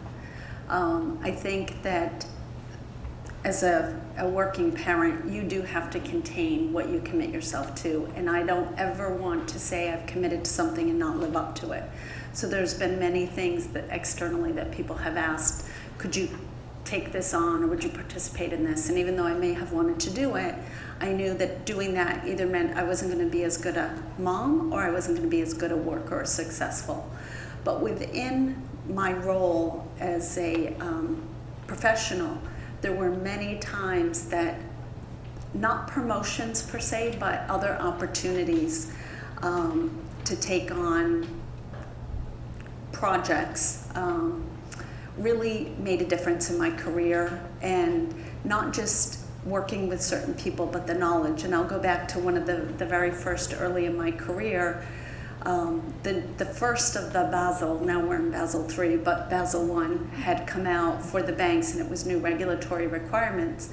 And I worked in the investment banking, capital markets area of a bank, and this was all new to them. And so the opportunity came, I was new, there was a few of us who were new, didn't have commitments. And they said, who wants to work on this? And everyone else, like, I don't want to learn about regulations. I don't want to do this. I don't want to do this. And I said, I'll do it. And I got to work with the treasurer, the CFO, and the director of capital markets, got to learn about banking, got to learn about costs. It was an opportunity to really work with senior people, have visibility, take a project that I could show, you know, what I could offer. And from that point forward, really made a huge difference in my career at that bank. And so, you know, yes, I still had a regular job, and this was an additive thing, but taking those types of opportunities can really be helpful. Great. Full disclosure, Janice and Barbara have empty nester situations right now. So just to mix it up, Stacy Marino is in the throes of being a full-time working parent, as she has a 6-year-old and an 8-year-old to manage on top of her full-time job. So thought to balance things out, you could talk a little bit just about your experience in finding that balance as a successful working parent. Sure. So I do have very young children, and it has been really a challenge since becoming a parent to try to figure out how I can kind of do it all. I guess I should give further disclosure and explain that I became a parent in my mid-40s. I am single, and I have been, you know, kind of working my whole career And I decided at some point in time that, I wanted to become a mother too. And, gone are the days where you have to live in a place where you have to make a choice of one or the other. We clearly live in a world now, because of technology predominantly, where you can create different kinds of work-life balance situations for yourself. And so it was really important to me to add the role of parent to my resume. And I was lucky enough that I was working at a firm that understood that for a lot of women, finding a way to negotiate around those work-life balance issues was going to be a priority. For me, it was a bigger priority than compensation. Because I was a single mom, needed to be able to have some flexibility in my schedule. And I had to travel a lot, so I couldn't go to sort of typical daycare kind of situation. I had to really be thoughtful about the village that I think Shannon spoke about the village, so I have to reiterate how important that is. The folks that I put around me to help me be able to be successful to do this. So, I guess I'll say a couple of things about it. Number one, it is absolutely possible to raise your family and raise your career to the level that you want for both. It is, in some ways, just a matter of making the decision that you want to do both things. And then, just like choosing to become a parent, then you just sort of figure out the details down the line. But somehow or another, it works its way through. And I think that the most important thing about it that I want to share with you is that it has not stifled my ability to move forward, move up, and continue to succeed in business. And I cannot believe this, but coming over here today, I received a note from my he's now 9-year-old teacher, and I have to share it with you because I think it's kind of a testament that you can still be a good mother while working full time. She shared this note that the nurse's office had sent to her, saying that John was on his way out to recess today and stopped to ask the little girl whether or not she needed some help to get her to retrieve her lunchbox from the top shelf where the cubbies are outside their classroom. And he didn't realize that anybody was watching, but the nurse happened to be standing across the way because this was a disabled student and she was in a wheelchair. And my 9-year-old son had the wherewithal to stop and not just pass her by and offer a helping hand. So I feel as though I'm raising this fantastic, wonderful little human being and doing it while working, 8 to 10 hours a day sometimes. I think it's important for you to decide what your important life balance decisions are and feel comfortable and confident that you can do everything that you want to do and be successful. I'm going to make sure my 9-year-old daughter gets introduced to John.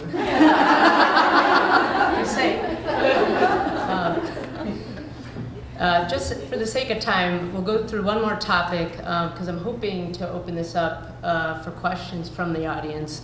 But I do want to ask our panelists to be maybe a little bit vulnerable here and maybe share a mistake or two that you have made during the course of your career and what you've learned from those mistakes.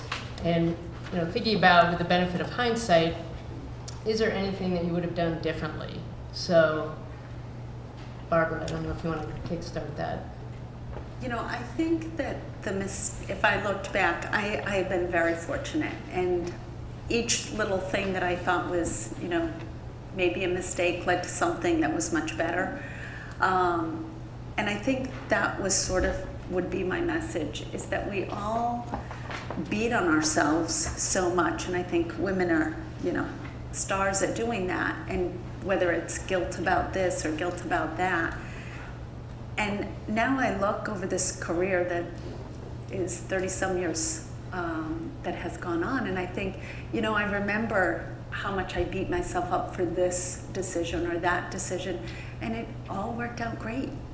And I think that's sort of the lesson that I would say is there's going to be mistakes, there's going to be things that you do, you wish you had that trade over, you wish you had that day back, but don't dwell on it too much, because it probably is not going to be that significant overall. Learn from the things that you can, and then move forward. Janice?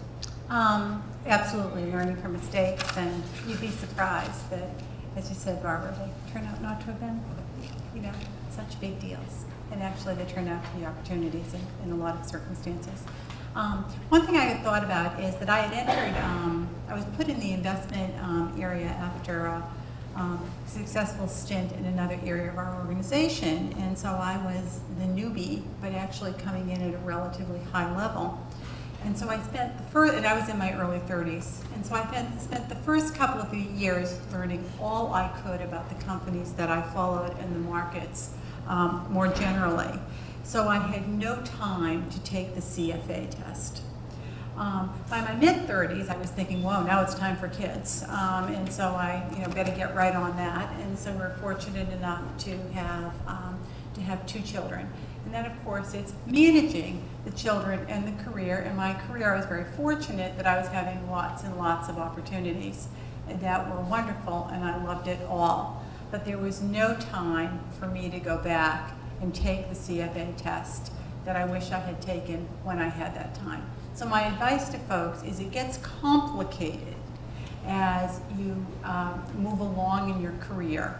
And the demeanor, remember, you're bigger. You're not myopic. You've got the big open picture, and you're looking at all markets and industries and companies and balancing a lot of things. It's just easier if you don't have to balance a formal educational program at that time, because you're spending lots of time watching, are looking at lots of resources, just keeping abreast of the evolving market. So get that education stuff done as early in your career as you possibly can. And Stacy? I think probably the thing that I regret the most, and there are very, very few things that I regret about my life. I feel like I've been living this amazing life throughout my career, and I think one of the things that I think I did through the early years of my career is spend a lot of time working really hard trying to prove myself capable, prove myself worthy of the positions I was being given, of the responsibilities that I was being given. And I think, being a woman in a male-dominant industry, and we are, we've seen the numbers about how we are, I felt like every time my role changed or my job changed, I had to reprove myself capable, even though I was still doing much of the same work that I had been doing successfully for many, many years. And I think it's something about the female psyche that stops us from just boldly being confident in our abilities and putting ourselves out there and saying, I've got this, I know this, and you should value me for it. The mistake I think we make is not working with each other and connecting more closely with each other to help ourselves rise up. And what I mean by that is, I came across a lot of really, really smart, really, really great people throughout my career, and I still do every day. I feel like I've been really fortunate to be working around really intelligent, smart people. But I didn't often stop to kind of pick their brain. I always tried to figure a lot of things out on my own. Again, because I didn't want to sort of show that vulnerability of maybe not knowing something, because you wanted to have this persona of being capable. And I would encourage people to let that facade down a little bit and be inquisitive and really work your network and work your relationships. Do it in the safety of you know, your fellow women, investors, advisors, and colleagues in the industry, because we all can appreciate some of those inherent mental struggles that we go through in our career.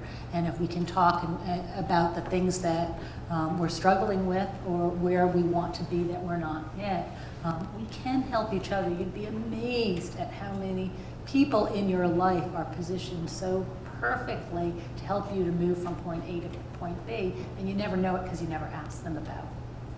So that's probably something that if I could do it all again, I would, you know, we're all pretty social beings. I really like to be around other people. I got to start working on connecting with them in a way that'll help me on the career level, in the same way that I would in my personal life. Great. I know many of you are probably anxious to go to the bathroom or are anxious to get to the train, or like me, anxious to have a drink. So we're going to end our panel, but I know our panelists, the exception of Stacy, who I think has to jet out of here pretty quickly, but the rest of our panelists are going to meet us you know, in for cocktails and networking for the next hour or so, so I hope you will join us. And ask any questions you might have, direct them at that point, but I know Diane is going to come up for one closing thought.